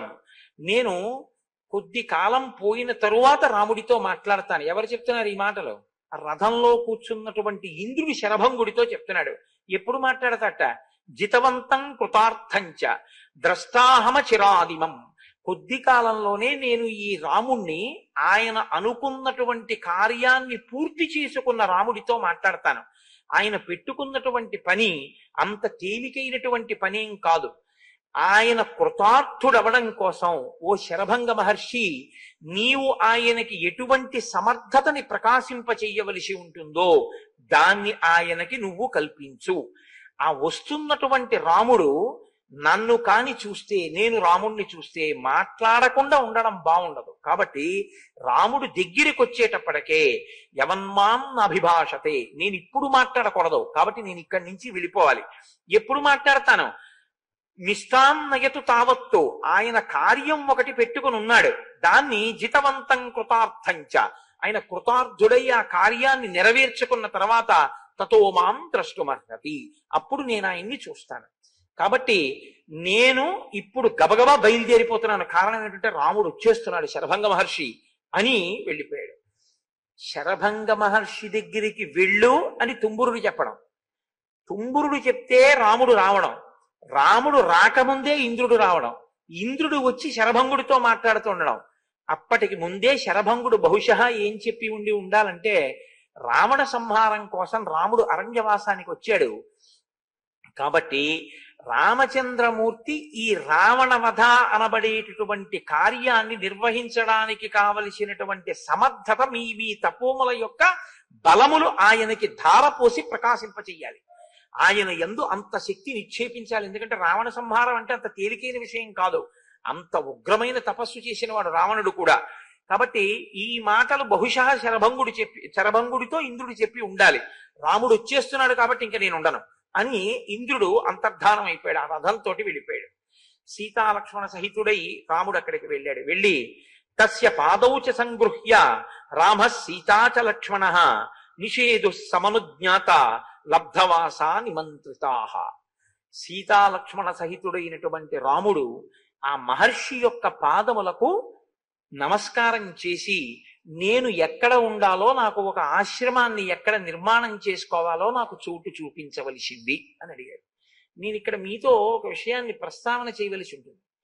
అరణ్యకాండలోనే కాదు, శ్రీరామాయణంలో మీకు అనేక పర్యాయాలు ఏమొస్తుందంటే ప్రదక్షిణం చేశాడు, నమస్కారం చేశాడు. ఈ రెండు మాటలు అస్తమానం వస్తాయి.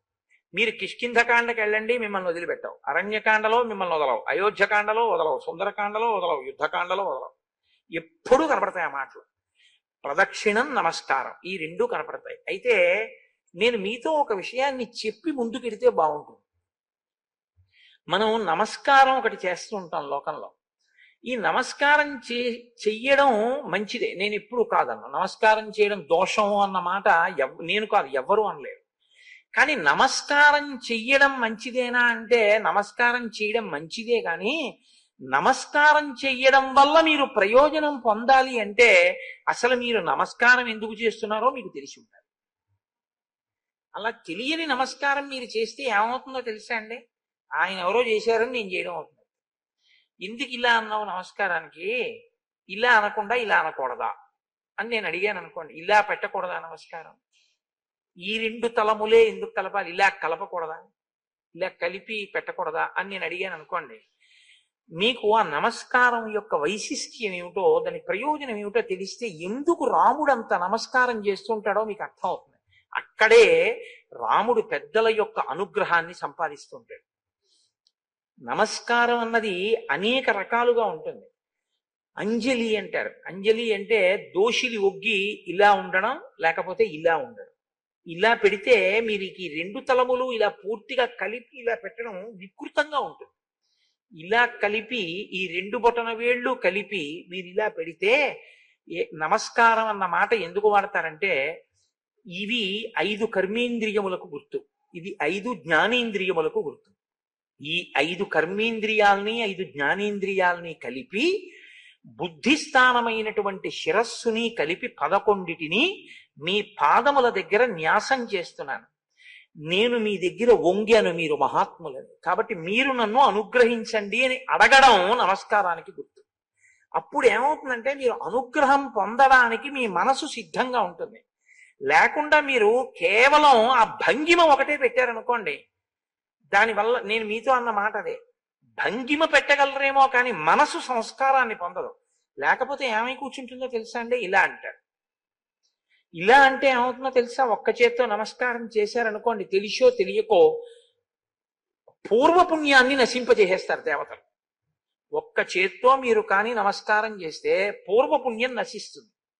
కాబట్టి ఎప్పుడూ కూడా ఒక్క చేత్తో నమస్కారం ఎన్నడూ చేయకూడదు. అయితే మీరు నన్ను ఆ మాట అడగచ్చు, ఏమంటే మరి ఒంటి చేత్తో కదా శాల్యూట్ చేస్తారు మిలిటరీలోను అక్కడను, మరి తప్పేనా అని నన్ను అడగచ్చు. ఒంటి చేత్తో వాళ్ళు చేసేటటువంటిది నమస్కారం ఆధ్యాత్మికంగా అనడానికి ఆధారం లేదు. వాళ్ళు నమస్కారం చేసే ముందు ఏం చేస్తారంటే అటెన్షన్ అని ఈ 2 కాళ్ళు దగ్గరగా పెట్టి ఇలా నిటారుగా నిలబడి తల ఇలా పెట్టి ఈ చేతిని ఒక భంగిమలో ఇలా అంటారు, ఇక్కడికి తీసుకొస్తారు. అది నమస్కారం కాదు.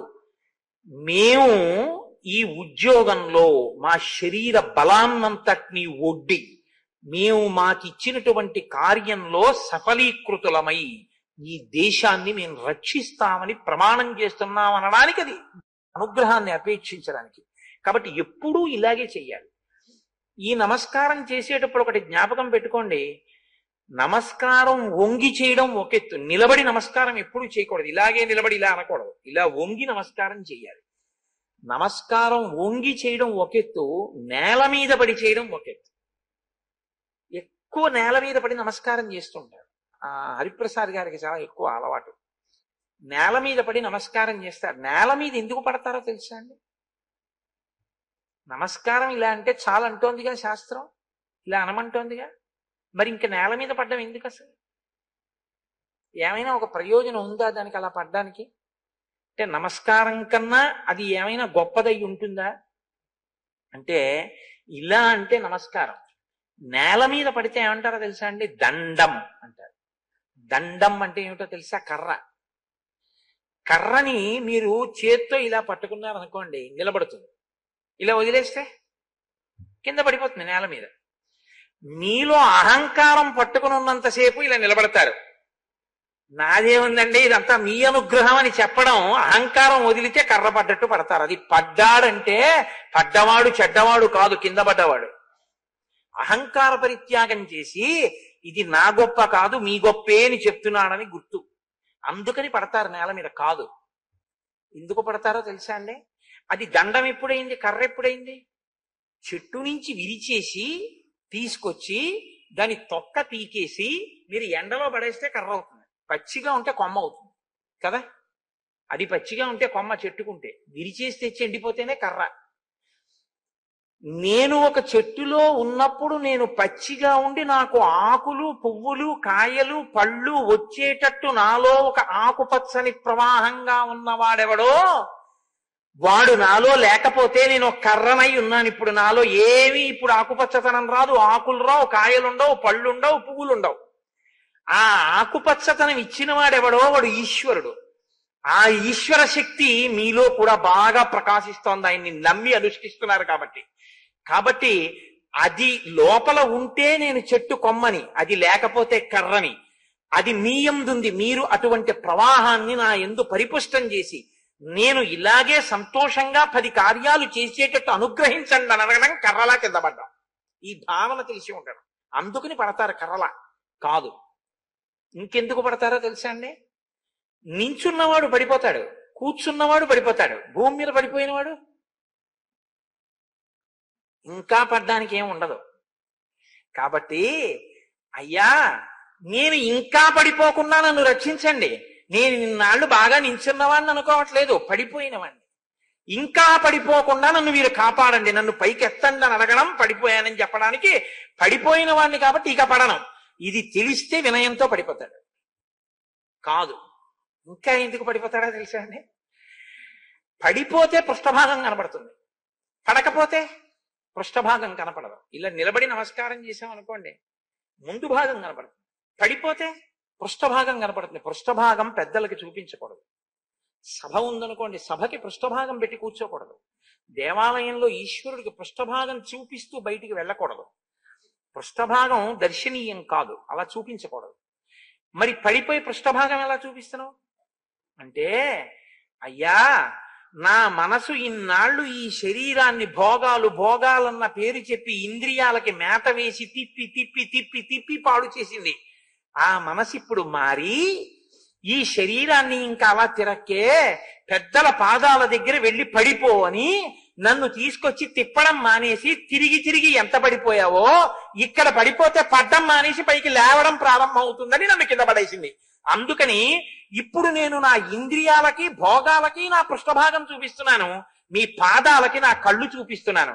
కాబట్టి మీరు నన్ను అనుగ్రహించండి అని చెప్పడానికి కింద పడతాడు. కాదు, ఇంకా ఎందుకు పడతాడో తెలుసా అండి? నేల మీద పడడం అన్న ఒక్క మాటకి ఎన్ని అర్థాలు ఉన్నాయో తెలుసా? అంతా బాగుంది, జ్వరం వచ్చింది, నడవగలడా? నడవలేడు, నీరసపడిపోతాడు. జ్వరం వచ్చినంత మాత్రాన హరించినట్టు శక్తిని ఏదో ఒక రోజున నేను చేసిన పాపం నాలో ఉన్న శక్తిని హరించి పడగొట్టేస్తుంది. అలా పడగొట్టక ముందు నేనే పడిపోతున్నాను మీ కాళ్ల ముందు. అలా ఇంకా పడిపోయే దరిద్రం నాకు రాకుండా ఇప్పటికైనా నా జన్మ సాఫల్యం ఏమిటో నేను తెలుసుకునే శక్తి నాకు అనుగ్రహించండి.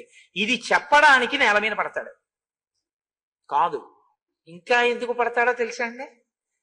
నేల మీద పడిపోయినప్పుడు కళ్ళు నేలకి దగ్గరగా ఉంటాయి, చెవులు నేలకి దగ్గరగా ఉంటాయి, ముక్కు నేలకి దగ్గరగా ఉంటుంది, తల నేలకి దగ్గరగా ఉంటుంది. ఇక చూడ్డానికి ఏముంటుంది?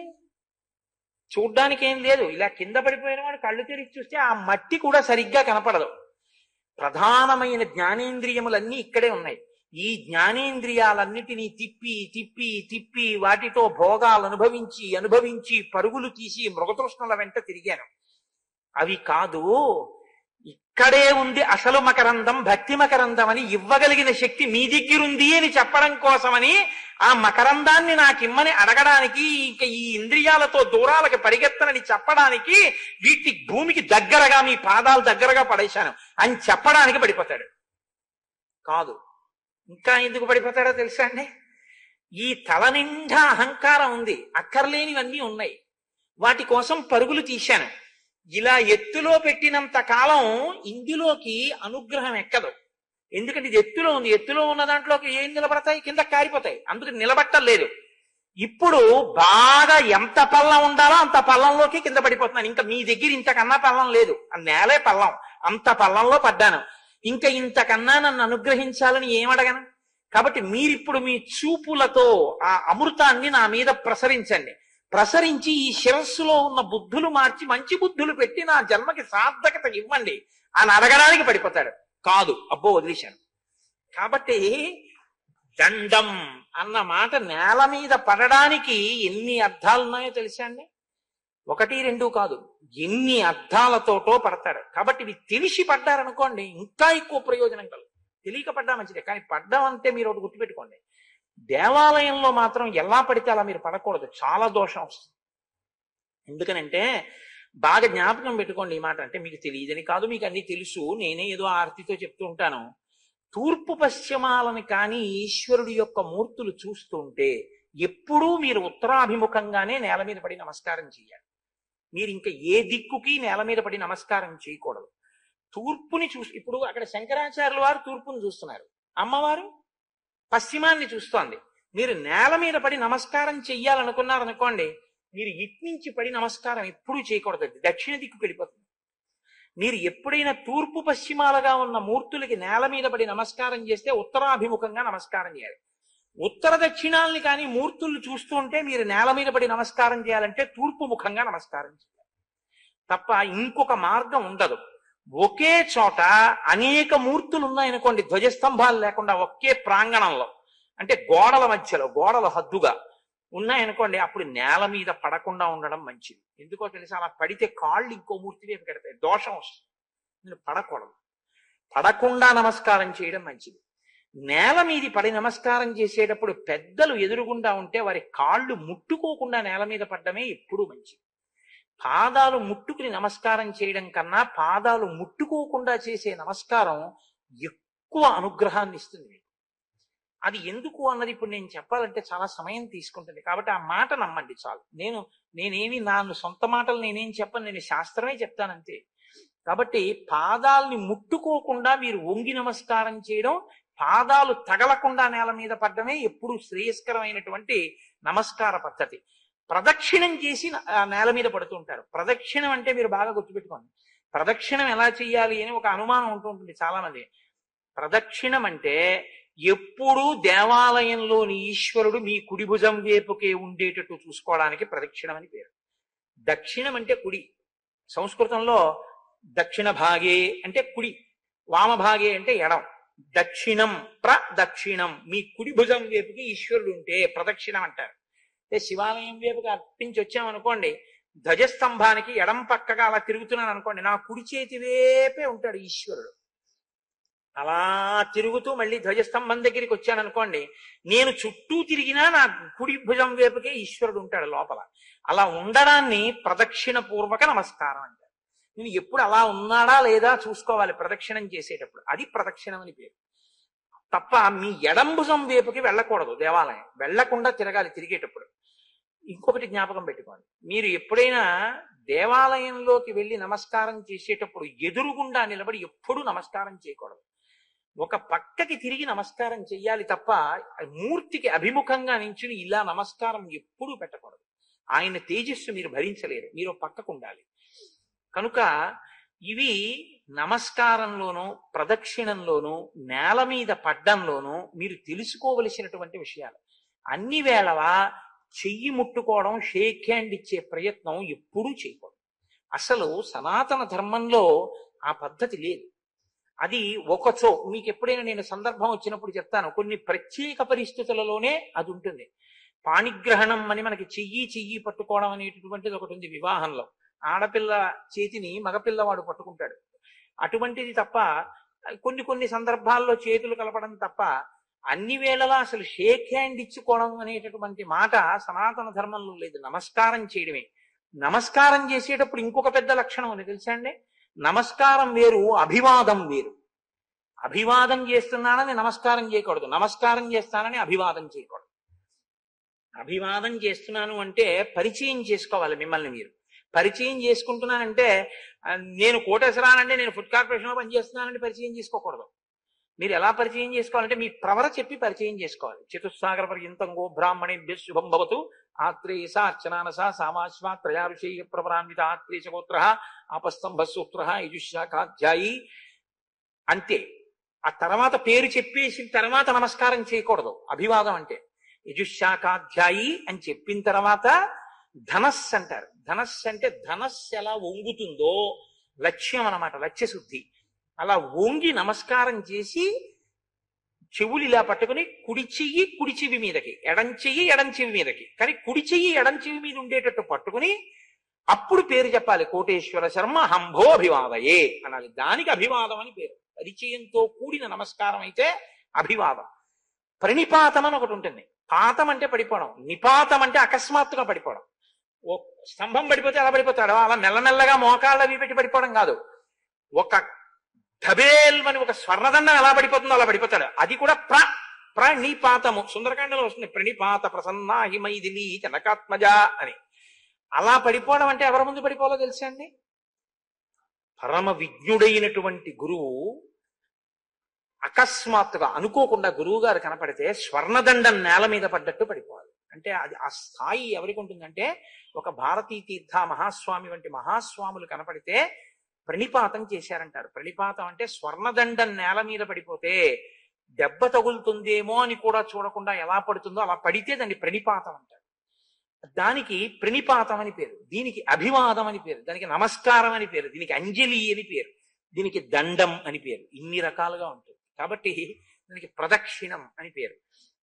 మీరు ఎలా వస్తున్నారు, మీరు ఏం చేస్తున్నారు అన్న దాన్ని బట్టి పెద్దలు మీ సంస్కారాన్ని గ్రహిస్తారు, గ్రహించి అనుగ్రహిస్తారు. అనుగ్రహించడానికి వీలుగా మీరు లోపల మనసులో పరిపుష్టం చేసుకున్నారనుకోండి, పరిపుష్టం చేసుకుంటే అప్పుడు ఏమవుతుందంటే మీరు దాన్ని పొందడానికి బాగా యోగ్యతని పొందుతారు. కాబట్టి ఇది చెప్పకుండా నేను అనేక మాటలు రాముడు నమస్కారం చేశాడు, రాముడు నమస్కారం చేశాడు, సీతమ్మ నమస్కారం చేసిందని చెప్తే దానికి అందం ఉండదు. రెండు మీరు ఒకటి గుర్తుపెట్టుకోండి. మీ ఇంటికి పెద్దలు ఎవరైనా వచ్చారనుకోండి, మీరు మీ ఇంటికి పెద్దల్ని పిలిచారనుకోండి, మీ ఇంటికి పెద్దలు వచ్చారనుకోండి, మీరు ఒకసారి నమస్కారం చేసి మీ ఆవిడని ఒకసారి నమస్కారం చేయమని, మీ అబ్బాయిని ఒకసారి నమస్కారం చేయమని, మీ కోడలను ఒకసారి నమస్కారం చేయమని, మీ మనవడిని ఒకసారి నమస్కారం చేయమని, మనవరాలను ఒకసారి నమస్కారం చేయమని అలా చేయకూడదు. అలా చేస్తే అది దోషభూయిష్టం ఆ నమస్కారం. కుటుంబ సభ్యులకి తెలిసి ఉంటే, మనం ఇవాళ ఒక మహాత్ముణ్ణి ఆహ్వానించాం, వారు మన ఇంటికి వస్తున్నారు అని తెలిస్తే కుటుంబ సభ్యులందరూ సిద్ధంగా ఉండాలి. ఆయన్ని ముందు ఉచితాసనం మీద కూర్చోపెట్టి ఏకకాలమునందు కుటుంబ సభ్యులందరూ కలిసి నమస్కారం చేయాలి.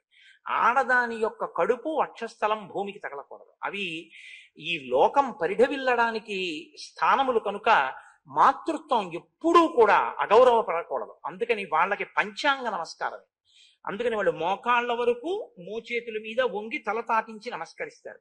కుటుంబ సభ్యులందరూ కలిసి ఒకేసారి నమస్కరించారనుకోండి, నేను మీకు నిజం చెప్తున్నాను, వచ్చిన మహాత్ముడు పరమ సంతోషాన్ని పొంది ఆచంద్రతారార్కం అన్న మాట కలిపి ఆశీర్వచనం చేసేస్తారు, పొంగిపోతారనమాట. ఆ కుటుంబం చాలా గొప్ప సంస్కారం తెలిసిన కుటుంబం అని గుర్తు.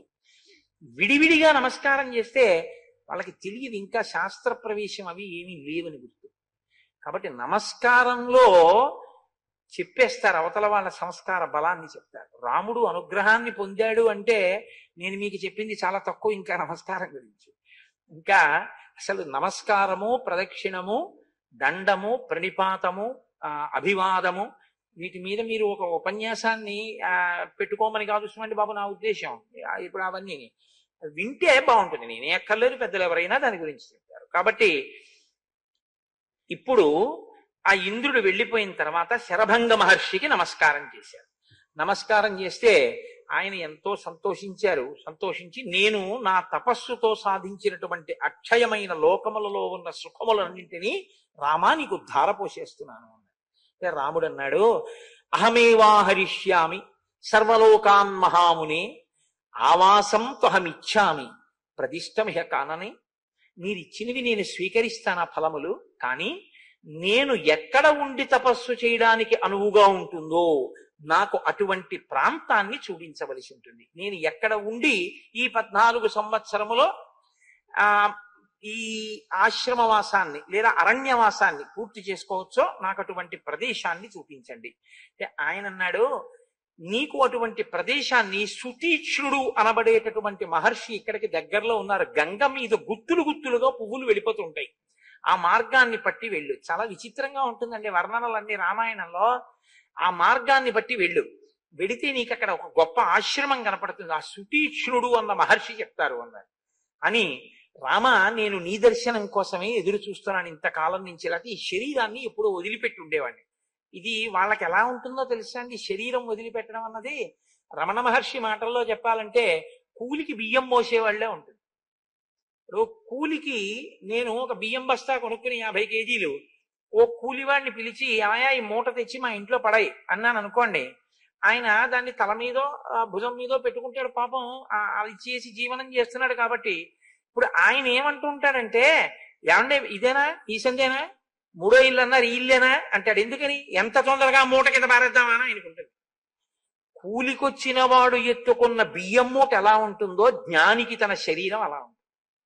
దీన్ని ఎలా వదిలిపారేద్దామా ఇంకా చూస్తుంటాడు. అలాగని చంపేయకూడదు, తనంత తాను పడిపోయే వరకు చూడాలి. అలా పడకుండా మహాత్ముల దర్శనం కోసం అట్టి పెట్టుకుంటారు కూడా వాళ్ళు. వాళ్ళకి ఆ శక్తి ఉంటుంది. కాబట్టి నీ దర్శనం కోసం దీన్ని అట్టి పెట్టాను.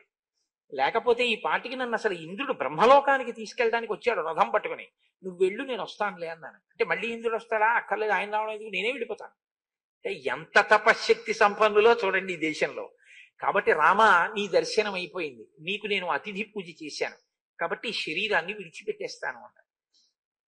సీతారామ లక్ష్మణులు తెల్లబోయి చూస్తున్నారు, ఏమిటి శరీరం ఏమిటి, విడిచిపెట్టే ఏమిటి, బ్రహ్మలోకానికి వెళ్ళిపోవడం ఏంటి అంటే తెలియదని కాదు, రాముడికి ఆ శక్తి ఎరుగనివాడని కాదు దాని ఉద్దేశ్యం. మీరు ఆ సంఘటనను అసలు అలా ఎలా వదులుతారన్నది మీరు చూడాలి.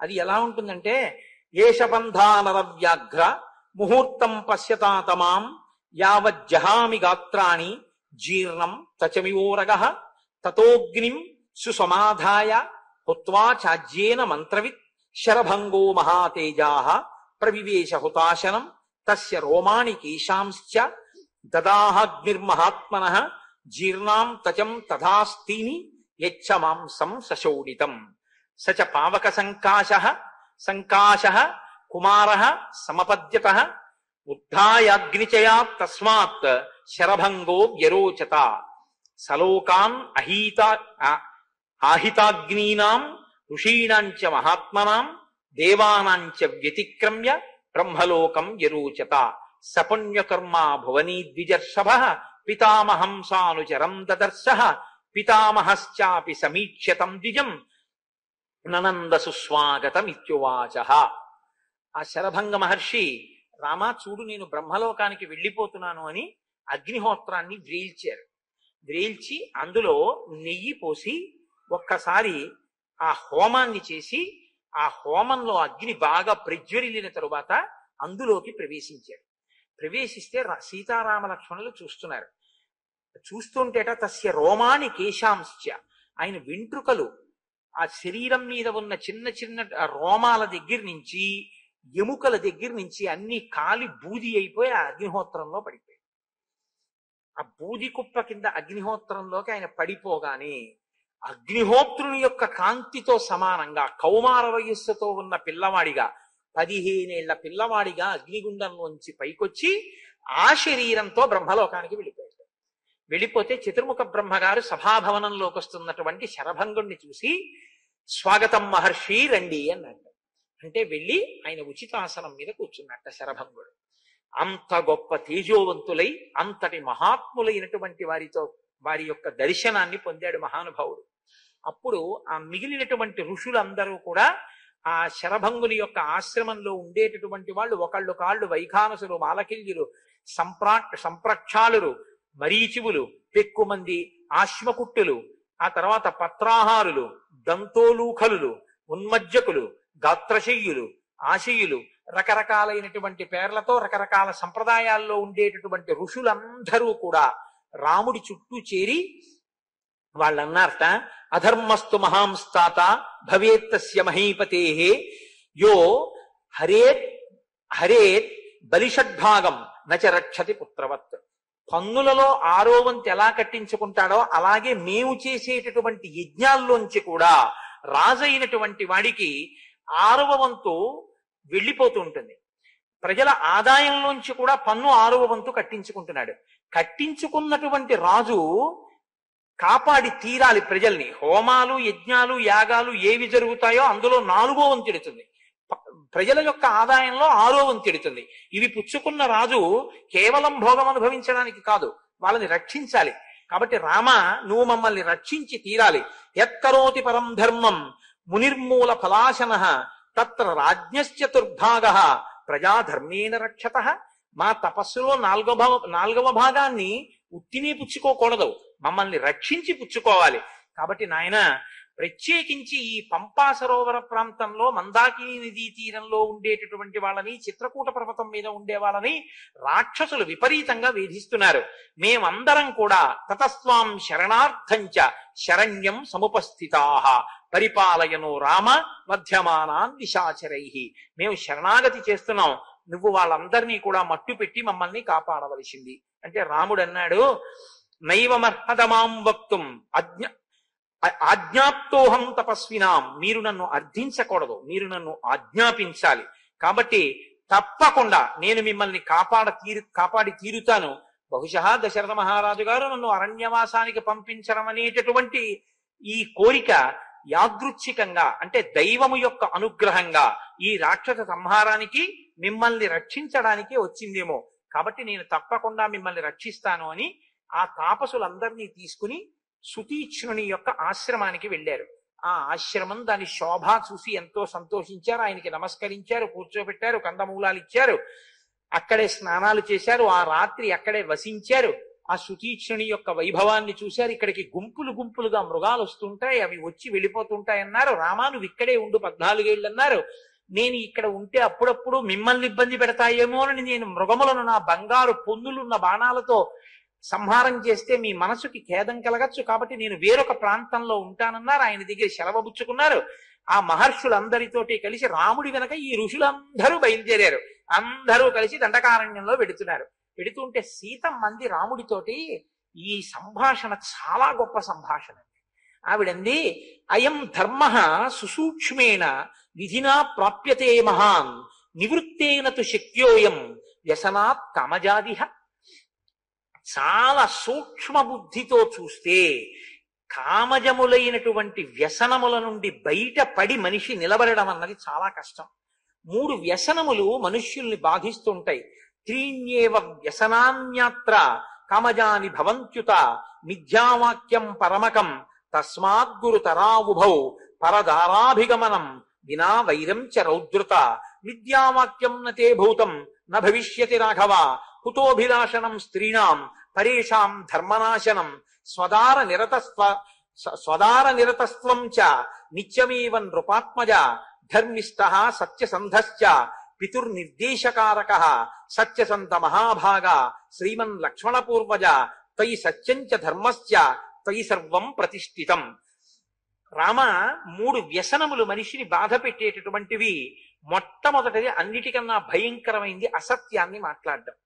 రెండోది, పరస్త్రీ యందు వ్యామోహాన్ని కలిగి ఉండడం. మూడవది, ఏ క్రోధము పొందడానికి అవకాశం లేకుండా, కారణం లేకుండా, తగినంత కారణం లేకుండా అవతల వాళ్ళ మీద తను పగ పెంచుకోవడం. రామ, మీరు అసత్యం ఆడరు అన్న విషయం లోకవిదితం. మీరు ఎన్నడూ అసత్యం ఆడరు. మీకు పరదారుల యందు అనురక్తి కూడా లేదు. మీకంటూ అనురక్తి ఉంటే ఒక్క స్వభార్య యందు, నా యందు మాత్రమే ఉంది. మీరు ఏకపత్ని వ్రతులు, నాకు తెలుసు.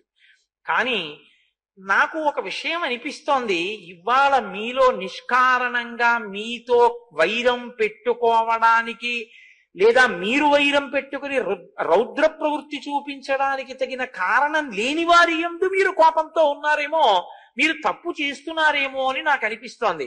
ఎందుచేతనంటే రాక్షసులు మీకేం అపకారం చేశారు? వాళ్ళు మీ జోలికి ఏమైనా వచ్చారా? వాళ్ళేం రాలేదు. మీరిప్పుడు అరణ్యానికి ఎందుకు వచ్చారు? 14 సంవత్సరములు వనవాసానికి వచ్చారు. వనవాసానికి వచ్చిన వారు ఏం చెయ్యాలి? తపస్సు చేస్తూ గడపాలి. మీరేం చేస్తానంటున్నారు? ధనస్సు బాణాలు పట్టుకొచ్చారు. పట్టుకొచ్చిన వారు ఏం చేస్తున్నారు? రాక్షస సంహారం చేస్తానని మునులకు మాటిచ్చారు. ఇప్పుడు మునులకు మాటిచ్చానని చెప్పి మీరు క్రూర మృగాల్ని చంపి రాక్షసుల్ని చంపితే వాళ్ళు మీ మీద కక్ష పెట్టుకుంటారు. కక్ష పెట్టుకున్న తర్వాత ఈ పరిణామాలు ఎక్కడికి పెడతాయో మనకి తెలియదు. మీరు అసలు ఈ ధనస్సు బాణాలు ఎందుకు పట్టుకురావాలి? ఇవి పట్టుకురావడం వల్లే మీకు నేను అభయం ఇస్తున్నాను, మిమ్మల్ని నేను కాపాడతాను, ఆ రాక్షసుల్ని చంపుతాను అని మీకు అపకారం చెయ్యని రాక్షసుల ఎడల మీరు రౌద్ర ప్రవృత్తిని పెంచుకుంటున్నారు. కాబట్టి ఈ ధనుర్బాణాలని పక్కన పెట్టేసి మీరు తాపసిగా జీవితాన్ని గడిపితే బాగుంటుంది. రాక్షస సంహారం మీకెందుకు రామా, ఎందుకు మాట ఇచ్చినట్టు మీరని అడిగింది. అడుగుతూ ఆవిడంది, నేను మీతో ఒక మాట చెప్తాను. ఈ 14 ఏళ్లు పూర్తి అయోధ్యకు మళ్ళీ వెళ్ళిపోయిన తర్వాత ధనుర్బాణాలని పట్టుకోండి.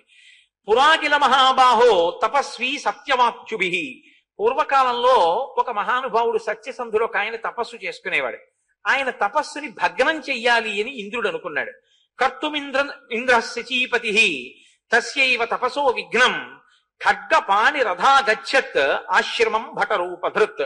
ఒకనాడు ఒక రథంలో ఒక భటుడి రూపంలో వచ్చి గబగబా ఆశ్రమంలోకి వెళ్ళి ఒక కత్తి ఒకటి పట్టుకెళ్ళి ఆ తపస్సు చేసుకుంటున్నటువంటి వ్యక్తికి ఇచ్చాడు.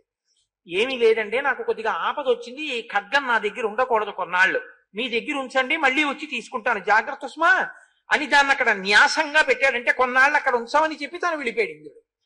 ఈయనేం చేశాడంటే, ఆయన మళ్ళీ వచ్చి కత్తి ఎప్పుడు అడుగుతాడో అని తపస్సు చేసుకుంటూ ఆ కత్తి ఎవరైనా పట్టుకుపోతారేమో దాని మీద చెయ్యేసి తపస్సు చేయడం మొదలుపెట్టాడు. ఆ కత్తికి ఒక ప్రవృత్తి ఉంది, అది రౌద్ర ప్రవృత్తితో కూడుకుని ఉంటుంది కత్తి అన్నది. ఆ గుణం ఈయనలోకి వచ్చింది. ఈయన మెల్లిగా దర్భల కోసం వెళ్ళినా కందమూలాలకు వెళ్ళినా కత్తి అట్టుకు తిరగడం మొదలెట్టాడు. ఈ కత్తి చేతిలో ఉంది కాబట్టి ఇంకా అక్కర్లేనివన్నీ కొయ్యడం, తరగడం, నరకడం, చంపడం, ఇది చివరికి ఏ స్థితికి వెళ్ళిపోయిందంటే అతను అందరినీ బాధ పెట్టి హత్యలు చేసి దొంగతనాలు చేసి పనికొచ్చేటటువంటి స్థితిలో, అలాంటి స్థితిలో అంటే దొంగతనాలు చేసి బ్రతికేటటువంటి స్థితిలోకి వెళ్ళిపోయి తన జీవితాన్ని పాడు చేసుకుని తపస్సుని భగ్నం చేసుకున్నాడు. అక్కరలేనటువంటి ఒక ఆయుధాన్ని దగ్గర ఉంచుకున్నంత మాత్రం చేత ఒక వ్యక్తి తపోభ్రష్టుడయ్యాడు. రామ, మీకెందుకు ఈ ధనస్సు? కాబట్టి ఈ ధనుర్బాణములను మీరు దగ్గర ఉంచుకోకండి. ఒక్కొక్క వస్తువు దగ్గర ఉంటే ఆ వస్తువు యొక్క ప్రభావం మనిషి మీద పడి ఆయన యొక్క మనస్సు మారుతుంది అని సీతమ్మంది. ఇది హితబోధ కాదు, స్నేహాచ్చ బహుమానాచ్చ స్మరయేత్వాం న శిక్షయే. నేను మీ ఎందున్న ప్రీతితో ఈ మాట చెప్పాను, మీరు ఆలోచించి ఎలా చెయ్యాలనుకుంటే అలా చెయ్యండి. అంటే రాముడు నవ్వి అన్నాడు, క్వచ శస్త్రం క్వచ వనం క్వచ క్షాత్రం తపక్వచ. ఎందుకండి ఈ ధనస్సు, ఎందుకండి ఈ వనం, ఎందుకండి ఈ నారచీర కట్టుకోవడం, పరస్పర విరుద్ధమైన వాటితో తిరగడం ఎందుకు అని కదా సీతమ్మ రాముడితో అంది. ఆయన అన్నాడు చూసి, కింతు వక్షామ్యహం దేవి త్వయైవోక్తమిదం వచః క్షత్రియైర్ధార్యతే చాపో నార్త శబ్దో భవేదితి. నీవు ఇత పూర్వం నాతో ఒక మాట అన్నావు సీత, గుర్తుపెట్టుకో. కింతు వక్షామ్యహం దేవి త్వయైవోక్తమిదం వచః. ఏ మాట అన్నావు? ఏ క్షత్రియుడు చేతిలో ధనుర్బాణములను పట్టుకుంటాడో అక్కడ ఆర్తనాదము వినబడదు అన్నావు. క్షత్రియుడుగా పుట్టిన వాడికి ఒక ధర్మం ఉంది, ధనస్సు బాణములు చేతపట్టి ఇతరులను రక్షించాలి. నేను పుట్టిందే క్షత్రియుడిగా కాబట్టి నాకు క్షాత్ర ధర్మం ఉంది, నేను ధనుర్బాణములను చేత పట్టుకోవాలి. కాబట్టి క్షత్రియైర్ధార్యతే చాపో, క్షత్రియుడు పట్టుకోవలసినటువంటి ధనుర్బాణాలను పక్కన పెట్టేసి వాళ్ళందరూ ఆర్తనాదాలతో ఉంటే నేను తపస్సు చేసుకుంటూ కూర్చుంటాను, వనవాసం చేసుకుంటున్నానని నేను ఎలా ఉంటాను? నా ధర్మం నేను నెరవేర్చద్దు? నేను ధర్మం కోసమే పుట్టాను సీత. కాబట్టి తేచార్తాదండకారణ్యే మునయ సంశ్రిత వ్రతాః మాం సీతే స్వయమాగమ్య శరణ్యాః శరణంగతాః. అసలు నేను వాళ్ళ దగ్గరికి వెళ్ళి మీ కష్టం ఏమిటని అడిగి ప్రతిజ్ఞ చెయ్యాలి. అటువంటిది వాళ్లే నా దగ్గరికి వచ్చి నా కాళ్ళ మీద పడి నమస్కారం చేసి నాకు అర్ఘ్యపాద్యాదులు ఇచ్చి వాళ్ళు నన్ను రక్షించమని అడిగారు.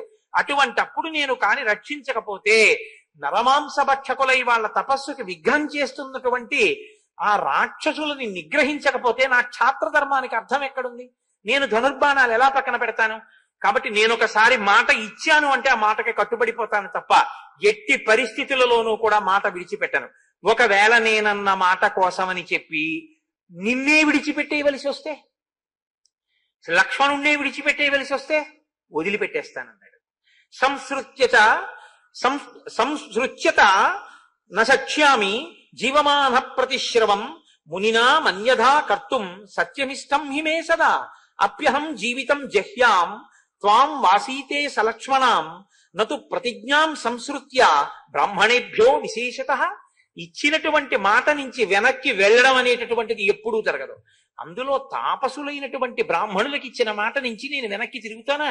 ఒక్కనాటికి అటువంటి పని జరిగేటటువంటిది కాదు. కానీ నువ్వు మమ స్నేహాచ్య సౌహార్దాత్, నా యందు ఉన్నటువంటి స్నేహము చేత సౌహార్దము చేత ఈ మాటలు చెప్పడం నీకు ఎంతైనా యుక్తంగా ఉంది కాబట్టి నేను రాక్షస సంహారం చేస్తాను, బ్రాహ్మణుల్ని తాపసుల్ని రక్షిస్తాను.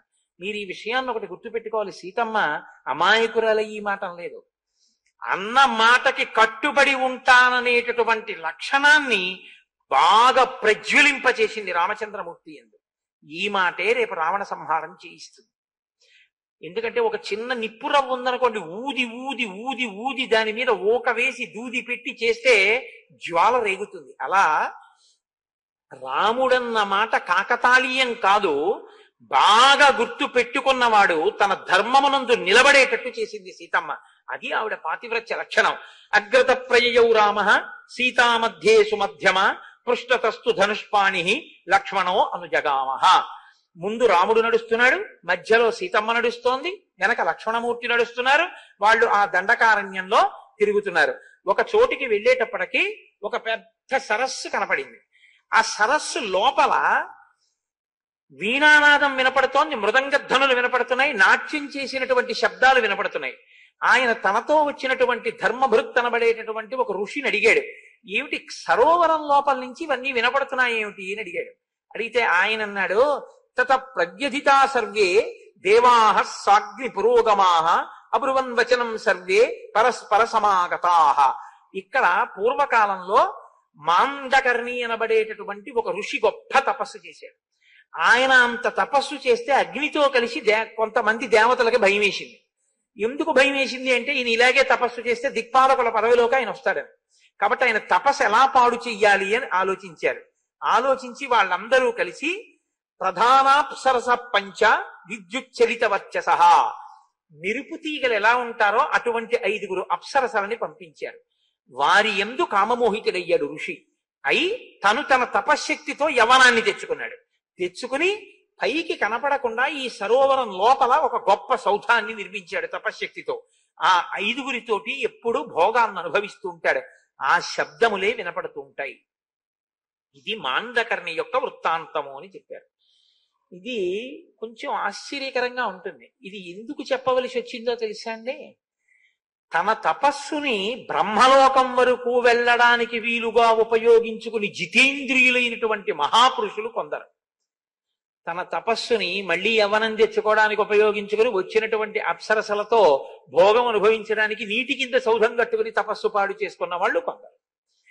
తపస్సు చెయ్యడం ప్రధానం కాదు, తపస్సు చెయ్యడానికి ఏ లక్ష్యంతో బయలుదేరావో ఆ లక్ష్యాన్ని నువ్వు చిత్తశుద్ధితో పొందడానికి కావలసినటువంటి ధృతితో నిలబడగలగడం కూడా ప్రధానంగా ఉంటుంది.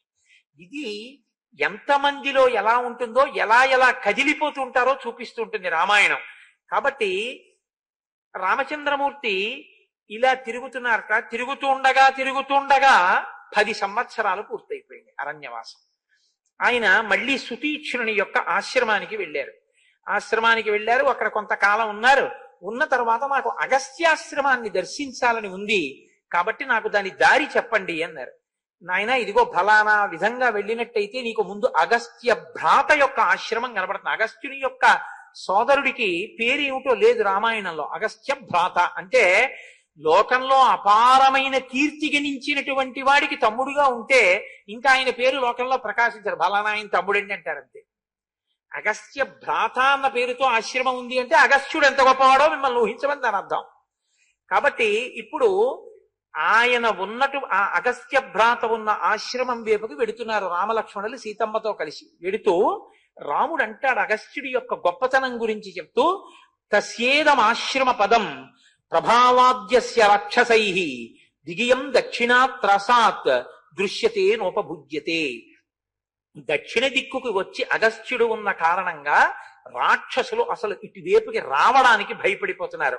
అంతటి గొప్ప తేజోవంతుడు అగస్త్యుడంటే. మహానుభావుడు. ఈ అగస్త్యుడు ఎక్కడున్నాడో అక్కడే నేను మిగిలినటువంటి కాలాన్ని గడిపేద్దాం అనుకుంటున్నాను.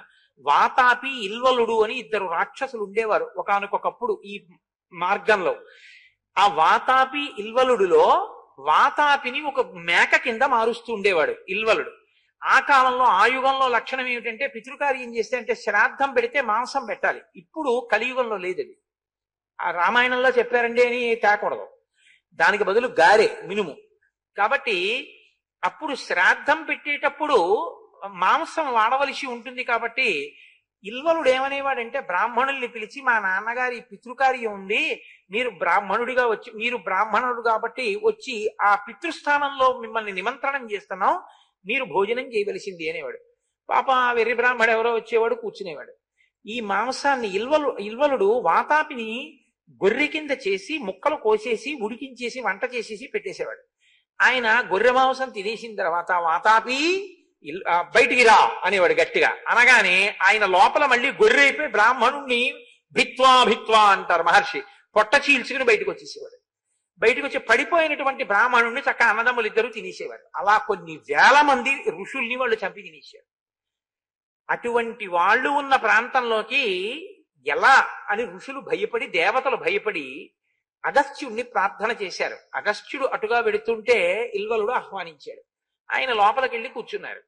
కూర్చున్న తర్వాత భోజనం పెట్టాడు. భోజనం పెడితే ఆయన చక్కగా కూర్చుని భోజనం చేశారు. ఆయనకి ఏం పోయింది, చక్కగా భోజనం అంతా అయిపోయింది. అయిపోయిన తర్వాత పిలిచాడు ఇల్వలుడు, వాతాపి పైకి రా అన్నాడు. అంటే అగస్త్యుడు అన్నాడు, కుతో నిష్క్రమితుం శక్తి మయా జీర్ణస్య రక్షస భ్రాతుస్తే మేషరూపస్య గతస్య యమసాదనం. ఇంకా వాతాపి ఎక్కడ ఉన్నాడు రా, నేను జీర్ణం చేసేసుకున్నాను, వెళ్ళిపోయాడు యమసదనానికి, ఇంకా లేడు వాతాపని. అంటే ఇల్వలుడికి కోపం వచ్చింది. అగస్త్యుడి మీద పడిపోయాడు. ఆయన కళ్ళొక్కసారి ఎర్రగా చూశారంతే. ఆ ఇల్వలుడు భస్మరాశి కింద పడిపోయాడు. కాబట్టి ఆ వాతాపిని ఇల్వలుణ్ణి అగస్త్య మహర్షి సంహరించారు. వింధ్య పర్వతం పెరిగిపోతుంటే ఆ వింధ్య పర్వతాన్నంతటినీ కూడా మళ్ళీ తల ఉంచి ఉండేటట్టుగా చేసి మహానుభావుడు అగస్త్యుడు అనేటటువంటి పేరు పొందాడు. అటువంటి మహానుభావుడు ఆయన ఉన్నటువంటి ప్రదేశానికి మనం వెళ్ళి ఆయన ఆశ్రమాన్ని దర్శనం చెయ్యాలి అని అనుకున్నారు. అగస్త్య భ్రాత ఆశ్రమానికి వెళ్ళారు. అక్కడ ఉన్నారు. అక్కడి నుంచి మళ్ళీ దారి కనుక్కుని అగస్త్య మహర్షి యొక్క ఆశ్రమానికి వెడుతున్నారు. వెడుతూ ఒక మాట చెప్తాడు రాముడు, లక్ష్మణ, అగస్త్యుని యొక్క ఆశ్రమం అంటే ఎటువంటిదో తెలుసా? నాత్ర జీవేన్ మృషామాది క్రూరోవా యదివా శటః నృశంసః కామవృత్తోవా మునిరేష తథావిదహి. ఇక్కడ ఉండేటటువంటి వాడు అసత్యం పలికేవాడు కాని, వంచకుడు కాని, పీడించేవాడు కాని, స్వేచ్ఛగా ఏ నియమాలు పాటించకుండా జీవించేవాడు కాని అగస్త్యుని ఆశ్రమంలో ఉండరు. ఇక్కడ ఉండేవాళ్ళు అత్ర దేవాశ్చ యక్షాశ్చ నాగాశ్చ పతకైస్సహ వసంతి నియతాహార ధర్మం ఆరాధయిష్ణవః. ఇక్కడ ఉండేటటువంటి వాళ్ళు దేవతలు, యక్షులు, నాగులు, వీళ్ళందరూ కూడా అగస్త్య మహర్షి యొక్క ఆశ్రమంలో ఉంటారు. అత్ర సిద్ధా మహాత్మానో విమానై సూర్య సన్నిభై త్యక్త దేహ నవైర్దేహై శర్యాతాః పరమర్షయః. అగస్త్యుడి ఆశ్రమంలో తపస్సు చేసి శరీరాన్ని పడగొట్టేసి దివ్యమైన విమానాలు ఎక్కి ఊర్ధ్వలోకాలకు వెళ్ళిపోతుంటారు సూర్యుడి వంటి తేజస్సుతో. అంత గొప్ప ఆశ్రమం. లక్ష్మణ, మనం ఇప్పుడు ఆ ఆశ్రమానికి వెడుతున్నాం అన్నారు. అన్న తర్వాత వాళ్ళు అగస్త్యుని ఆశ్రమం దగ్గరికి వెళ్ళారు. సీతారాములు బయట నిలబడి లక్ష్మణుణ్ణి పంపించారు. మేము వచ్చామని చెప్పు నువ్వు అని. లక్ష్మణుడు లోపలికి వెళ్ళి రాముడు సీతాసహితుడై వచ్చాడు, అగస్త్య మహర్షిని చూడగోరుతున్నాడు కాబట్టి ప్రవేశాన్ని అపేక్షిస్తున్నాడు అని అడిగారు. అడిగితే అక్కడ ఉన్నటువంటి శిష్యుడు వెళ్ళి అగస్త్యుడికి చెప్పారు. అగస్త్యుడు అన్నాడు, దిష్ట్యా రామశ్చిరాస్యాద్య ద్రష్టుం మాం సముపాగతః మనసా కాంక్షితం హ్యస్య మయాప్యాగమనం ప్రతి. ఎప్పటి నుంచో నేను రాముడి ఆగమనాన్ని అపేక్షించి చూస్తున్నాను, ఇంకా రాముడు రాలేదేమా అని చూస్తున్నాను. రాముడు వస్తే ఇంకా బయట నిలబెట్టారా? అసలు నన్ను అడగడం ఎందుకు లోపలికి తీసుకురాలేదు? తీసుకురండి అన్నాడు. అనేసరికి సీతారాముల్ని లోపలికి ప్రవేశపెట్టి, అయ్యా రండి, అగస్త్యుల వారు మీకోసమే చూస్తున్నారు అన్నారు. లోపలికి తీసుకెడుతుంటే నాగరాజస్య చ స్థానం అనంతస్య మహాత్మనః స్థానం తథైవ గాయత్ర్య వసూనాం స్థానమేవ చ స్థానం చ పాశహస్తస్య వరుణస్య మహాత్మనః కార్తికేయస్య చ స్థానం ధర్మస్థానం చ పశ్యతి. అక్కడ కార్తికేయుడు, బ్రహ్మ, అగ్ని, విష్ణువు, మహేంద్రుడు, సూర్యుడు, సోముడు, భగుడు, కుబేరుడు, ధాత, వాయువు, నాగరాజు, అనంతుడు, గాయత్రి, ఇటువంటి దేవతలందరికీ వారి వారి స్థానములున్నాయిట. ఆ దేవతలు వచ్చి అక్కడ కూర్చుని అగస్త్య మహర్షిని ఉపాసన చేస్తారు అని పై దీక్షితులు వారు రాశారు. అక్కడికి వచ్చి దేవతలు అగస్త్యుడిని ఉపాసన చేస్తారు. అంతటి మహానుభావుడు అగస్త్య మహర్షి అంటే. కాబట్టి ఆ స్థానాలన్నింటినీ చూస్తూ రామచంద్రమూర్తి అగస్త్యుని ఆశ్రమంలోకి వెళ్ళారు. తత శిష్యై పరివృతో మునిరప్యభి నిష్పతత్ తం దదర్శాగ్రతో రామో మునీనాం దీప్త తేజసాం. శిష్యులతో కలిసి ఆ అగస్త్య మహర్షి బయటికి వచ్చారు. వచ్చి, రామా నిన్ను చూడాలనే ఉన్నానయా అని అగ్ని తేజస్సుతో, అగ్ని శిఖ ఎలా ఉంటుందో అలా ఉన్నారట. ఏవముక్త్వా మహాబాహు అగస్త్యం సూర్యవర్చసం జగ్రాహ పరమ ప్రీత తస్య పాదౌ పరంతపః. ఆ అగస్త్య మహర్షి యొక్క పాదముల దగ్గర రాముడు సీతాలక్ష్మణ సహితుడై నమస్కారం చేశారట. అప్పుడు ఆయన అడుగుతారు అగస్త్య మహర్షి, నాయనా ఇంతకాలానికి నువ్వు వచ్చావు, చాలా సంతోషం అని కూర్చోపెట్టి అర్ఘ్యపాద్యాదులు ఇచ్చి, నేను అగ్ని కార్యం పూర్తి చేసి వస్తాను అని అగ్ని కార్యం పూర్తి చేసి వచ్చి కూర్చోబెట్టి ఒక ధర్మసూక్ష్యం చెప్తారు. అగ్నిం హుత్వా ప్రదాయార్ఘ్యం అతిథీన్ ప్రతిపూజ్య చ వానప్రస్థేన ధర్మేణ సతేషా భోజనం దదౌ. మొట్టమొదట అగ్ని కార్యాన్ని పూర్తి చేసి అతిథి పూజ చేసి అన్నం పెట్టి ఆదరించాలి. ఇలా ఉన్న ఇటువంటి ధర్మాన్ని ఆశ్రమంలో పాటించనటువంటి వాడు పైలోకాల్లో తన మాంసాన్ని తానే తింటాడు, అటువంటి స్థితిని పొందుతాడు. కాబట్టి నాయన రాజా సర్వస్య లోకస్య ధర్మచారీ మహారథః పూజనీయస్య మాన్యస్య భవాన్ ప్రాప్త ప్రియాతిథి. నువ్వు ప్రియమైనటువంటి అతిథివి నాకు ఇవాళ దొరికావు, కూర్చోమ్మని. ఏమముక్త్వా ఫలైర్మూల్యైః పుష్పైరన్యైశ్చ రాఘవం పూజయిత్వా యథా కామం పునరేవ తతో బ్రవీత్. ఆయన ఆ పువ్వులతోటి వాటితోటి రామచంద్రమూర్తిని అతిథి పూజ చేసి, రాముడిగా పూజ చేస్తే నరుడు ఒప్పుకోడు అగస్త్యుడి చేత పూజ అందడానికి. నువ్వు నాకు ప్రీతిపాత్రమైన అతిథివి కాబట్టి అతిథి పూజ చేస్తున్నాను అన్న పేరుతో రాముణ్ణి అర్చించి సంతోషించి ఆయనకి ఒక విచిత్రమైనటువంటి బహుమానం చేశారు. అగస్త్యుడు రామాయణంలో ఒక గొప్ప పాత్ర పోషించాడు. ఆయన అన్నాడు, ఇదం దివ్యం మహచ్చాపం హేమరత్న విభూషితం వైష్ణవం పురుషవ్యాఘ్ర నిర్మితం విశ్వకర్మణ అమోఘ సూర్య సంకాశో బ్రహ్మదత్త శిరోత్తమ దత్తో మహేంద్రేణ తూణీచాక్షయ సాయకో. నాయన బ్రహ్మగారు ఇచ్చినటువంటి బాణం, శ్రీ మహావిష్ణువు యొక్క చాపం అంటే ధనస్సు, పూర్ణముగా బాణములతో కూడి ఉండేటటువంటి అక్షయ బాణ తూణీరములు, ఇంద్రుడిచ్చినటువంటి ఖడ్గం, ఇది నీకు ఇస్తున్నాను రామా తీసుకో అని ఇచ్చారు. అంటే రాముడి అవతార ప్రయోజనం నెరవేరడానికి కావలసినటువంటి సంభారములను అగస్త్యుడు సమకూర్చాడు. సమకూరిస్తే ఆ రోజు విశ్రాంతి తీసుకున్న తర్వాత ఆయన అన్నారు, ఇక్కడ మాట్లాడే మాటలండి అగస్త్యుడు రామాయణంలో ఇక్కడ మాట్లాడిన మాటలు అత్యద్భుతం అన్నమాట. నిజంగా ఇవే రామాయణాన్ని ఒక మలుపు తిప్పేసాయి. ఆయన ఎంత శక్తివంతుడో చూపిస్తాయి. అధ్వశ్రమేణ వాం ఖేదో బాధతే ప్రచుర శ్రమ వ్యక్తముత్కంఠతే చాపి మైథిలీ జనకాత్మజ. మీరు బాగా బడలిపోయినట్టు కనిపిస్తున్నారు, సీతమ్మ మరీ బడలిపోయినట్టు కనిపిస్తోంది. ఇక ప్రయాణాలు వద్దులేండి, ఇంకా తిరగద్దు, ఒక్క చోటు ఉందురుగానన్నాడు. ఏమిటో తెలుసా దాని అర్థం? ఇక సీతాపహరణం జరుగుతుంది, సీతమ్మ ఒక్క చోటే ఉంటుంది. అంటే అవతార ప్రయోజనం నెరవేరాలి. చాలా కాలం అయిపోయింది రామా, 14 ఏళ్లలో ఇంకెక్కువ కాలం మిగలలేదు అంటాడు.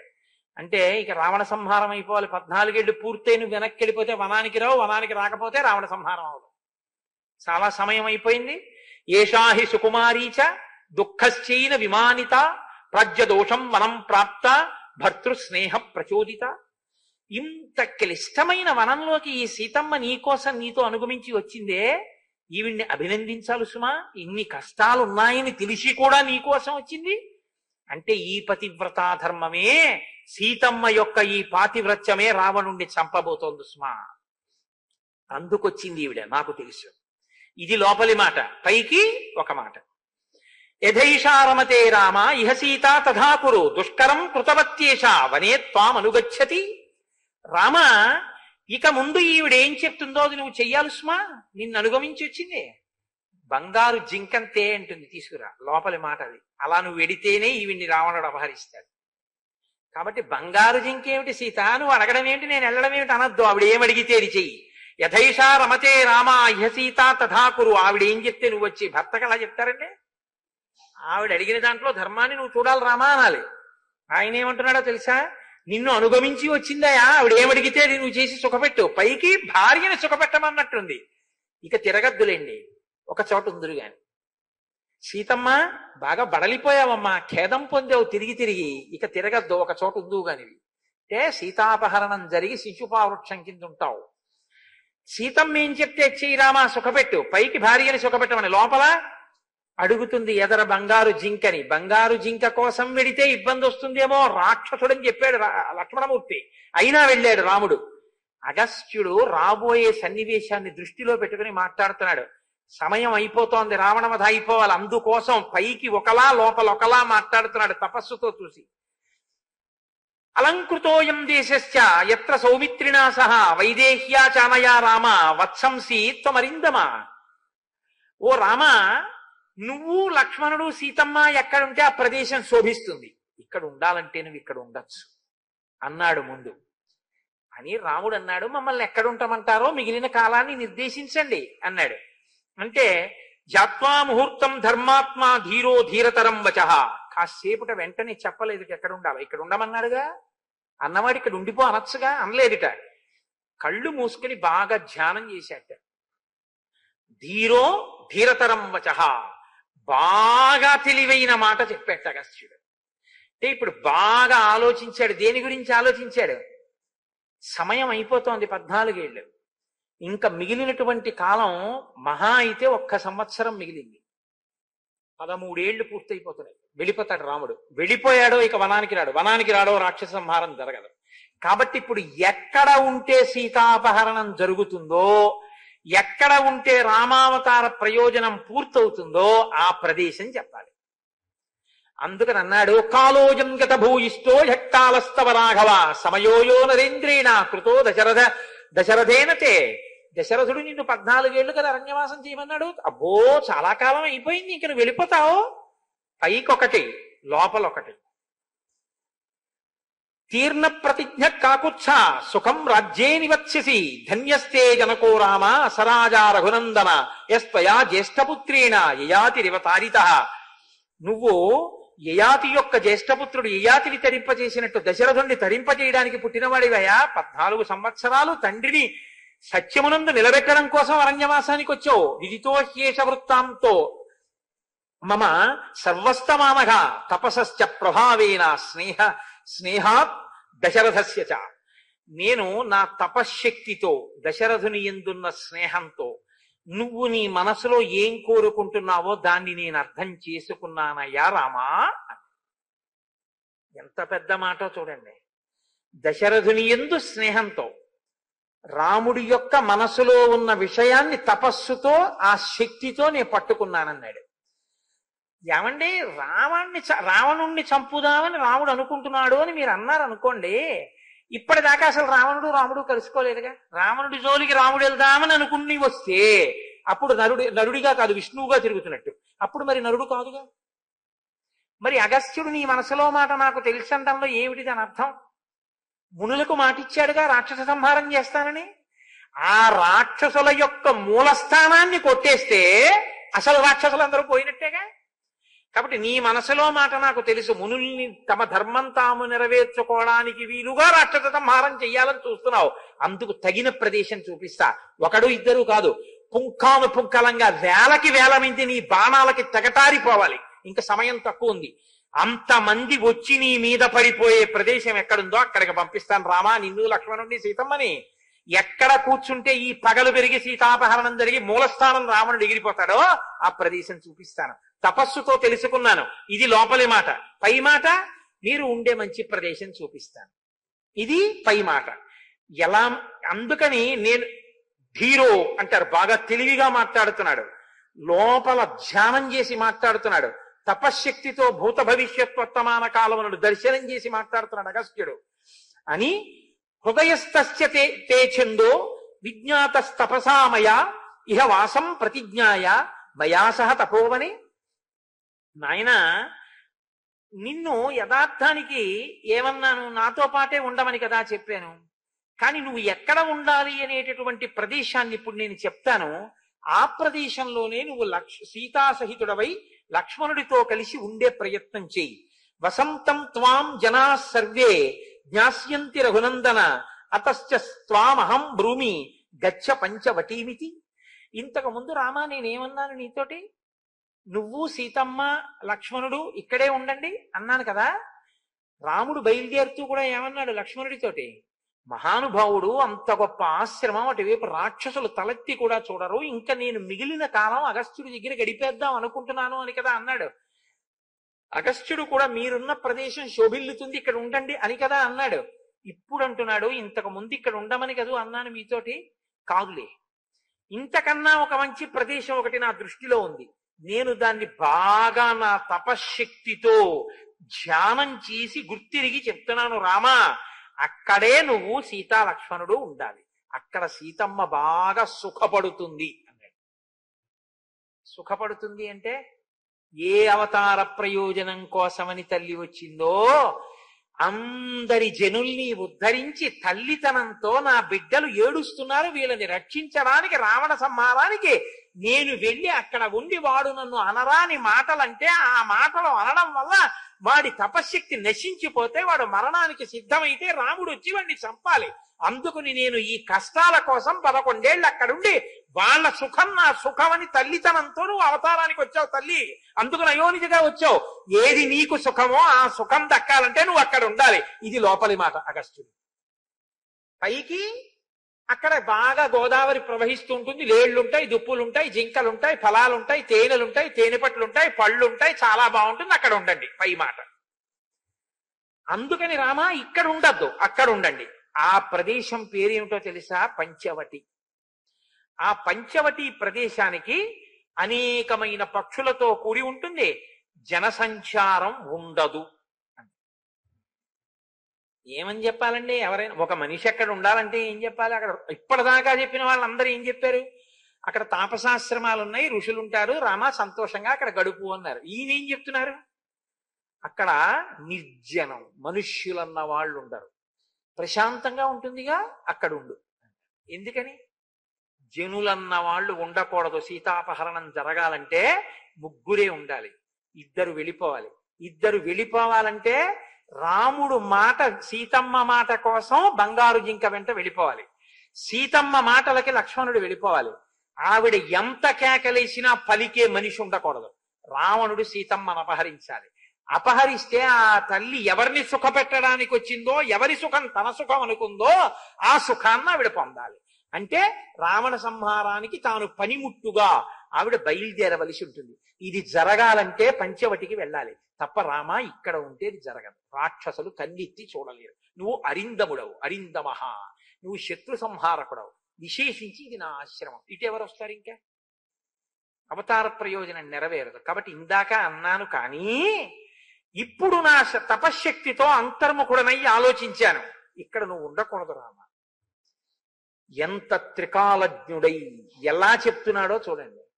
అది అగస్త్యుడంటే, అది అగస్త్య మహర్షి అంటే. అందుకే ఇప్పుడు అక్కడికి వెళ్ళి రాక్షస సంహారం మొదలు పెట్టాలి. ఇక 14,000 మంది రాక్షసులు వస్తారు ఒకేసారి. పడగొట్టడానికి కావలసిన ధనస్సు, అక్షయబాణ తూణీరాలు, అటువంటి ఖడ్గం అన్నిటినీ ఇచ్చేశాడు.